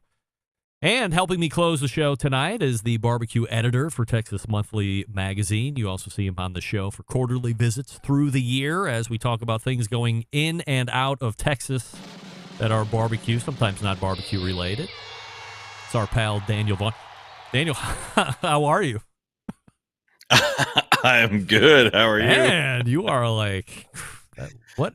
Trying to think off the top of my head what I would have done to this picture to make you so so in it. But let me go down. I don't know. On my screen, it's looking pretty normal. But I see that you really just wanted to zoom in closely to my barbecue Christmas tree. Yes, I was really hoping that we could finally get a look at that Christmas tree of yours. And wow, I mean that's not even. Let's try this. How about this? We go here, and then I'll stay up here in the right hand corner, and everybody feels a little bit better about themselves. That's so odd. I got to figure out what the hell I did there. But you were peeping in on Smokin' Joe's end of segment there, and he said some pretty fascinating things. I heard Was a there anything guarantee. we heard a guarantee that he was going to be brick and mortar. You heard him say that he wasn't going to do any type of strip mall, and that at $1 million he would rather build new, including land and build up, or that he would rather buy something existing. Sounds like a gut job, and then build out from there the way he wants. Pie in the sky or pretty doable? I mean, I think it's not pie in the sky at all. But I mean, these are things that really take a lot of planning, a lot of saving. Um, I think there's certainly different models of how to finance a barbecue joint, and certainly the ownership aspect is important to a lot of people for some obvious reasons. I wish him the best of luck, but it certainly takes some good planning, some good saving, and it sounds like from him, if he's not able to open more than a few days a week right now, I hope the business is there for him when he does open up that brick and mortar. He did say that while El Paso is technically in Texas, he's not calling it a barbecue destination across the state as you would find in some of the other cities. Is that something that you think is going to change, or does location prohibit that from really happening? I don't think it prohibits it, but I mean, as far as a barbecue destination, that's for other people to decide outside of El Paso. If El Paso itself wants to have a really strong barbecue culture, that's for the people who live in El Paso to decide, right? And they've got to support their locals. They've got to support the barbecue joints that they've got now, and they've got to support them to a point where there can be some expansion and some other spots coming into the game. So it's tough because in El Paso, the barbecue has just in the past has not been seen as something that is incredibly popular or worth having like a big following. Certainly they don't have the patience to be standing in any lines in El Paso for barbecue. There's just, Mexican food there is just that much more popular.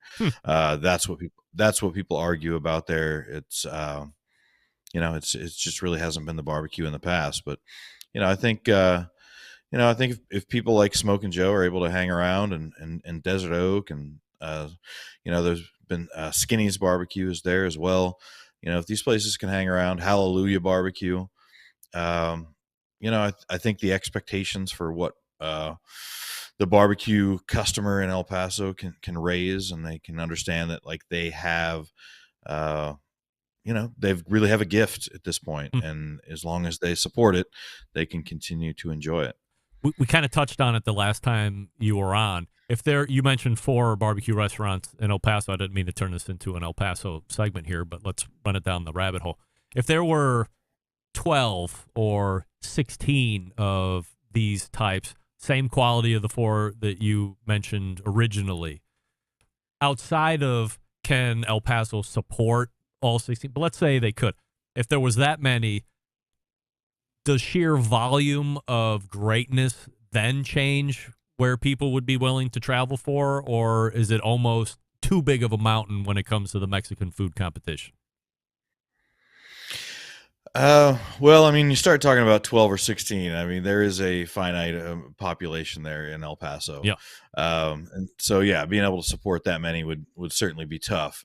And, I think one of the benefits that a city like Austin or Houston, Dallas, San Antonio, one of the big benefits they have is that even if you are a big supporter of the barbecue, if you're a Dallasite like I am and you love the barbecue here in Dallas, but maybe you're looking to venture off and have some fun, you could easily get to Houston, easily get to Austin, a little longer to San Antonio. El Paso is a haul. I mean, you're not hopping on the car and like, hey, it's Friday. You know what? Tomorrow, why don't we just drive to El Paso to go get some barbecue? Like, that's just not going to happen. Yeah. That is a plane. That's a flight away.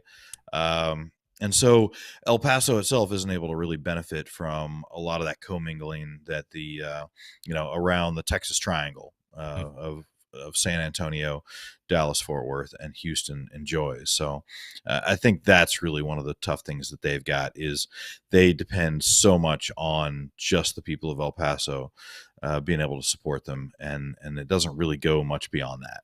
All right, so I appreciate you running down the rabbit hole there. Hopefully Joe listens to this in replay and takes some of those nuggets of wisdom and uses them to his advantage. I forgot to ask you, we have a YouTube poll question of the week that I know you're dying to answer. We're asking everybody this. It was a loaded question. It'll still seem kind of chintzy at this point. Do you eat vegetables, yes or no? Absolutely, I eat vegetables. Well, you would be perhaps shocked to know that Hall of Fame sports announcer Al Michaels has never eaten a vegetable in his life. And he's like 70-something years old now. I saw that interview, and it is hard for me to believe, but when he was pressed and talked about, what about a carrot? And the disgust in his face just considering ingesting a carrot. I mean, he certainly, I don't know if he's just trying to pull one over on all of us with his sincerity there, but it was a damn good acting job if that's the case. But he certainly seemed believable to me. I think this just speaks to my awesomeness as an interviewer. I think if I'm put in that situation, and I'm not saying I'm better than Chris Wallace, but I am. If I'm across the table from Al Michaels, and my follow-up question isn't going to be, well, what about one of the more less objectionable vegetables like a carrot? I mean, it looks weird. It's orange. You think in your head immediately there's going to be some kind of a texture shenanigan going on. It can literally turn you orange if you eat too many of them. It happened to my nephew as a Ute. So that's like the least most popular that is offensive, potentially. So I would have started off way, way less to at least give him some pause for thought. But, I mean, carrot, I would have said, fuck no. Give me a break. Carrot. Well, I don't know. I'm thinking football, chicken wings, proximity to carrots. It's pretty high right there. I mean, we're a carrot-only family when it comes to ordering wings, by the way. None of that celery. I don't need any of that. But we're just talking about vegetables in general. Like, he went to a carrot. We're not talking about pairing them up as the side dish to hot wings. Okay, we're talking so about, like, going into the pantry and getting a potato, of least course. objectionable. Kidding? I would be curious, does he consider that a vegetable, right? Or does he consider that a starch? Like, has he never had French fries with his cheeseburger? It was a little mind-boggling. So I trotted out the poll question. I got hammered for it in the beginning, like, oh, we're taking the week off on the poll question. But at the top of the second hour, I played just a portion of that interview where Al Michaels was saying he's never had a vegetable in his life. And, all of a sudden I won the people's fame and adulation forever, as always, as we close out 2023. You have a list, which I love lists, of course, which is, correct me if I'm wrong, best barbecue outside of Texas. The best barbecue that I've eaten this year outside of Texas. Yeah. So this is obviously just going solely off your travels outside of the Lone Star State. Did you know right at the beginning of the year this is something you wanted to do, or did you visit enough barbecue places through your travels outside of Texas where you thought you could generate a list? I don't think I went into the year thinking this was going to happen. I went into the year focused pretty much on our best new barbecue joint list that we released at Texas Monthly earlier this year. Mm-hmm. And so that took me through mid-year, really all the research for that list. And that's really what I was focused on. There were a few visits here and there to some other places. I got up to Minnesota, for other purposes other than barbecue, but of course ate barbecue while I was there. That took me through Kansas City and a few other spots. Well, by the time I turned in the article for the best new barbecue joint list, I don't know. I wanted to get back out on the road. I wanted to go see something new and different. And so I just started traveling around to some places that, I know that they had reached out to me, hoping that I could come try their barbecue, and some places that I'd been keeping an eye on over Instagram that I really wanted to try, like City Limits Q over in South Carolina, being one of those that I really wanted to get over there to try. So, and after I went out to try a few of them, I just wanted to go do more. I've been doing this job for 10 years, and I've been eating a ton of barbecue in Texas, and I am still doing that Texas exploration as well. But the universe of Texas barbecue has really just expanded, and I'm there to cover it all, right? I guess you could call me a bit of a sheriff. If you're going to call yourself Texas barbecue, I'm going to be out there making sure that you should be calling yourself Texas barbecue. Who's winning the best list of barbecue that you ate outside of the state then? Yeah, well, so what I'm going to give you tonight is a bit of a preview. I've turned in this story to my editor, and hasn't published yet. But I've got a few spots that I can share with you that are going to be on the list. That all right. Some that were a big surprise. Fat Tabs in Idabel, Oklahoma. Maybe the closest one to Texas on that list, right? It's probably a good 15 minutes across the Red River there in Oklahoma. It's in southeast Oklahoma, so just across the Red River from northeast Texas. Fat Tabs, that's with a PH. It is plenty hot and tasty, as they call it. That's the tagline for Tab Singleton is the pit master there. I like it. And I wanted to get his history in barbecue, and he had a competition team where Fat Tabs, you might have guessed that Fat Tabs was the competition barbecue name. But then he left for like a dozen years and went to New Orleans and worked for Chef Emeril Lagasse, and became an executive chef there at one of Emeril's restaurants. And, COVID shut it down, and he came back to Idabel, Oklahoma, his hometown, and opened up a barbecue spot. He had asked me to come. He's been asking me to come for a few years now, and I just never had. Frankly, I told him this. I was like, your Instagram photos are trash. Like, you got to get a better camera. You got to find some better lighting, because I've eaten your food now, and the photos that you post of it do not do it justice. The food is fantastic. The smoked brisket, like, just perfect texture, great bark. The ribs, they've got big spare ribs, nice and tender, with a bit of a sweet glaze on there. Adds a little bit of honey into it. And making his own sausage as well. Great sausage. And the day I went, he had his white trash potato salad. So it's this loaded potato salad, right? He cooks bacon up to put into the potato salad, but like garnishes it, green onions, shredded cheddar, and Bacos, like actual Bacos from the jar. And he's like, that's how it's white trash potato salad, because of the Bacos. I'm just like, that's just such a funny, like, tongue-in-cheek poke at his upbringing in Idabel, Oklahoma. But then, he's doing this Nashville hot turkey. He's doing smoked turkey, breaded, deep fried on a sandwich. And the Nashville hot sauce has some Korean chili flakes in it, and it's got fish sauce in it. And I was like, yeah, just like you grew up with in Idabel, right? Yeah. So it's just this funny dichotomy going on in the menu. And it was fantastic. So, yeah, Fat Tabs was one of them in Oklahoma. And we can just keep going around the country if you want. Yeah, please.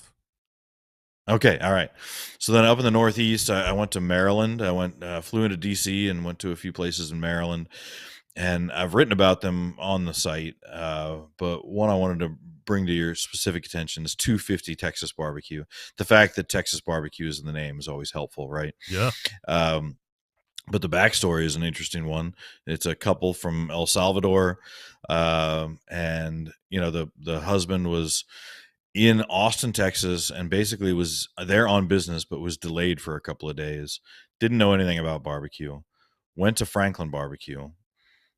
Stood in line, asked the people in front of him, like, what do I order? Like, he didn't really understand what brisket was. And he loved it so much, bought the book, got it signed by Aaron Franklin in the pit room, like, smuggles a brisket back with him brings a cryovac Franklin brisket back home. Wow. He meets his wife at the door of their apartment, and he's just like, "This is Texas barbecue. We're gonna do this for the rest of our life." Like, Inspiration personified. Wow. From a meal at Franklin Barbecue, it's like, we are gonna do this. And they moved to DC. They opened up a barbecue joint, 250 Texas Barbecue. You can now get smoked brisket. You can get smoked Wagyu brisket, prime beef. He's making sausage, ribs, chicken, all of it.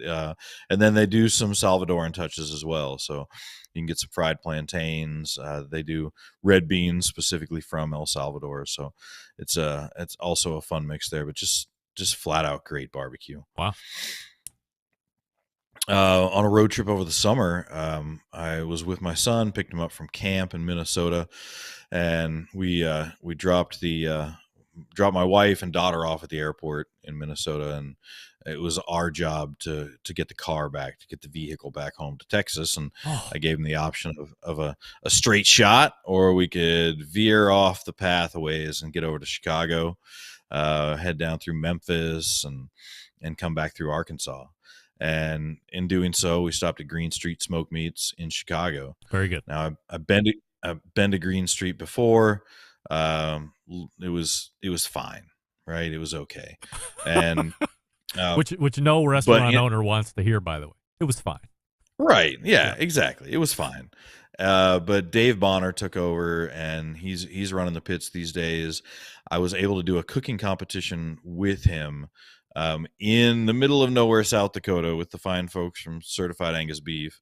And so we got to hang out some in South Dakota over the summer, and went to Green Street, met up with him, and he fed us well, and fed us their smoked cheeseburger, which, oh man, it's the same restaurant group as Al Cheval, and they're famous for their burger. We did a taste off.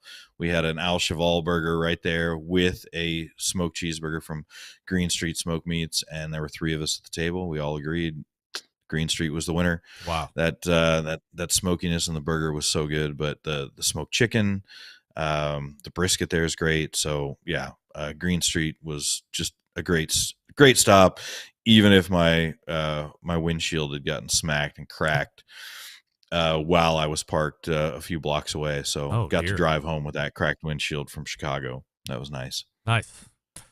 When is the full article getting revealed?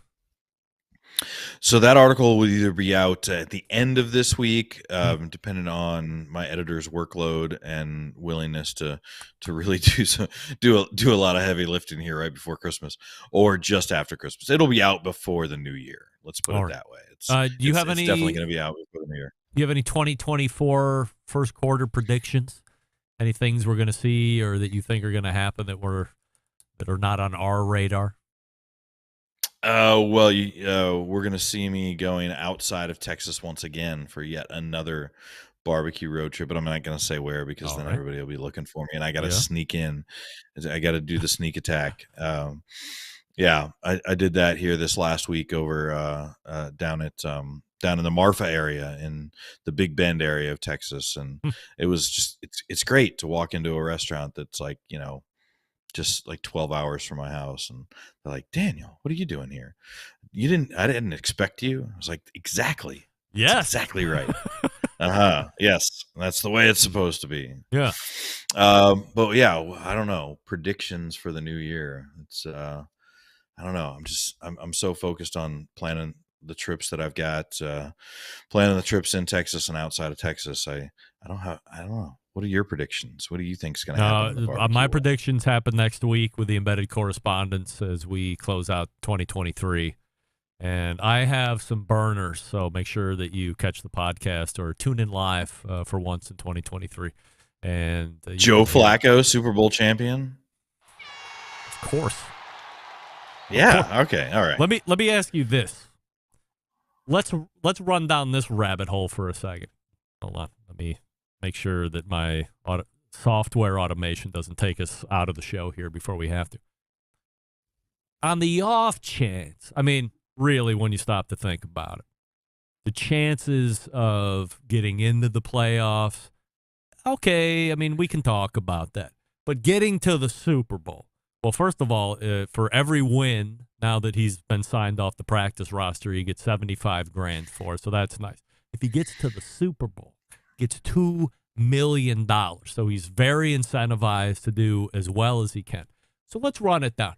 What happens if the Browns make it to the freaking Super Bowl? They don't even have to win. They get to the Super Bowl. Who do you start at quarterback next year? Yeah. Yeah, that's a tough one. I mean, I think Deshaun Watson has just shown to be the curse of the Browns. So just get rid of him. You know, it's not working out. Get rid of him. The guy's poison. No, the guy's. Yeah. You can't get rid of him. He's got a fully guaranteed contract. I mean, if he's a curse to the franchise, I mean, where are you hearing curse from the franchise? Nobody's talking about that up here. I mean, I think it's evident. Just look at it. Like the guy. I mean, come on. What has he done for the franchise since he's been signed? He's been an albatross. That's all. Well, I certainly can't argue that. He's very injured. Certainly can't argue that. But I think somehow, some way, if we get to the Super Bowl, the Browns will be embroiled in yet another quarterback controversy with a guy who I could simply say, look, holy shit, we caught lightning in a bottle. Sign him again, but as a backup. And Deshaun Watson's going to be our starting quarterback next year. But you know that people aren't as practical as me, Daniel. And it's going to be, no, Joe got us to the Super Bowl. He's found the second wind at 29 or 38 or however the hell old he is. And he should be the starting quarterback of the Cleveland Browns. It's going to be insane. And by the way, this is a year of injury unlike any year I've seen, not only for the Browns, but across the NFL. Quarterbacks are dropping like flies. 27% of our salary cap for the Cleveland Browns is on the shelf for the rest of the year, for crying out loud. So I can't even believe we're this competitive. But I do believe we have a quarterback controversy brewing if we get deep into the playoffs or if by chance we got to the Super Bowl. And I wouldn't mind having that controversy if I'm being honest. Yeah, I mean, it's a lot like the Nick Foles situation in Philadelphia, right? Takes him to the Super Bowl, and then he's right back in the reserve spot there. That's right. Come the next season, but yeah, I think all of us need to be just as worried about Joel Bitonio and how he might be faring this injury here, because without him, it's all about that offensive line, right? Do we have you signed up for quarterly segments in 2024? Yeah, you said the check was in the mail, right? That's right. Okay. Double the amount. Excellent. Double the amount than this year. So certainly happy to continue all I require is just I just need one more. I just need a new ornament every year for the barbecue Christmas tree. All right, we'll make sure we do that. Daniel, always appreciate the time. Appreciate you coming on this year, and we will look for you in 2024. Have a great holiday and a great New Year. Yes. Merry Christmas to you, and great talking with you again. All right. Daniel Vaughn right there. I mean, what is going on with my split screen? I have no idea why it's pushed in so tight. It was bizarre. I thought his camera got off kilt, but when I pulled back out into a single shot, nope. He was right there where he should have been. So I'll have to figure that out. All right, we're going to wrap the show. When we come back, we've run over, but that's fine. Great conversation as always. Yeah, all right, so stick around. We'll be right back. You're listening to the Barbecue Central Show.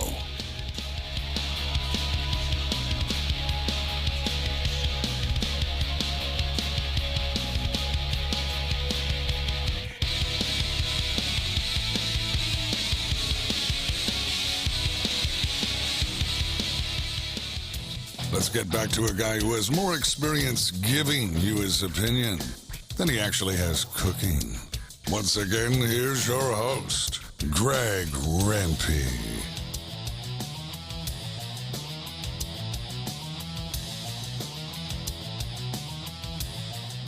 I got caught with that damn overlay again. Idiot.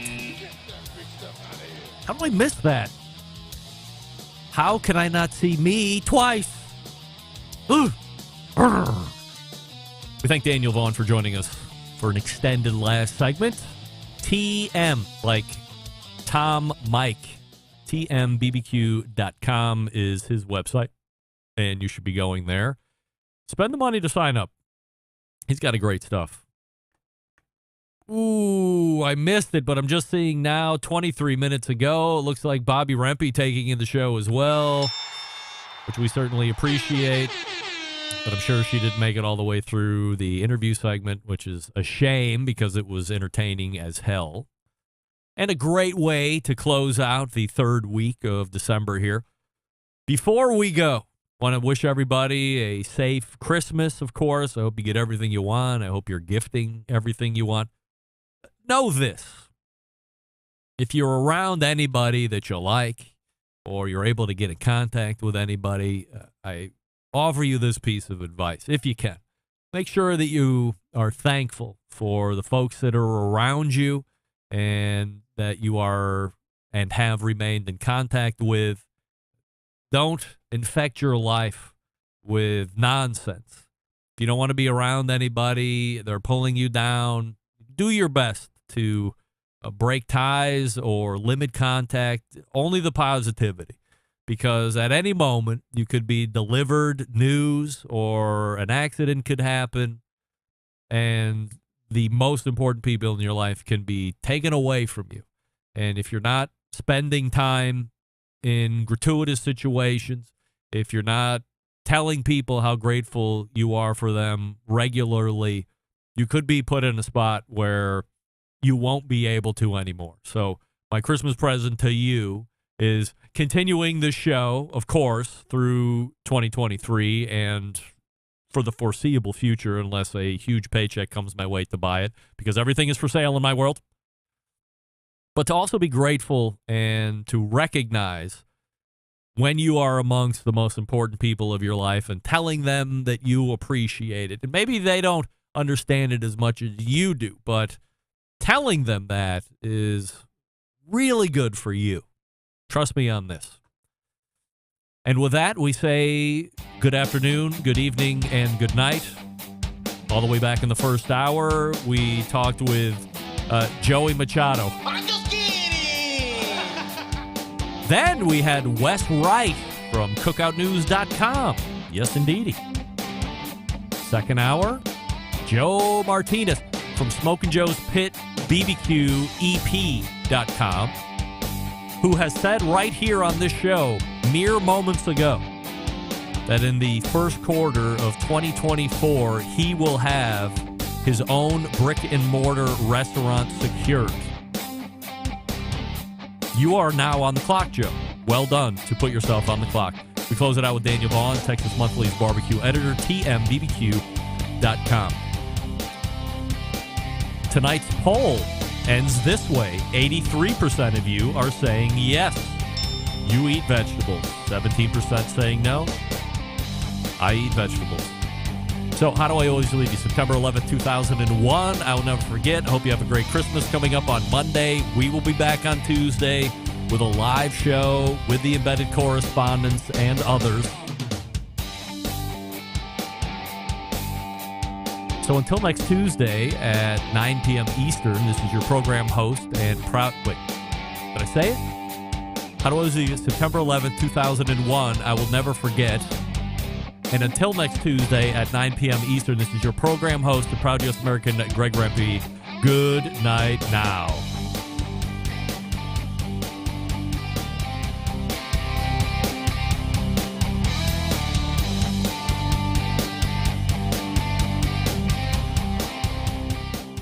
Hi, this is Jeff Stone of Grandpa's Pride Barbecue from the Panhandle of Florida, and you are listening to the Barbecue Central Show.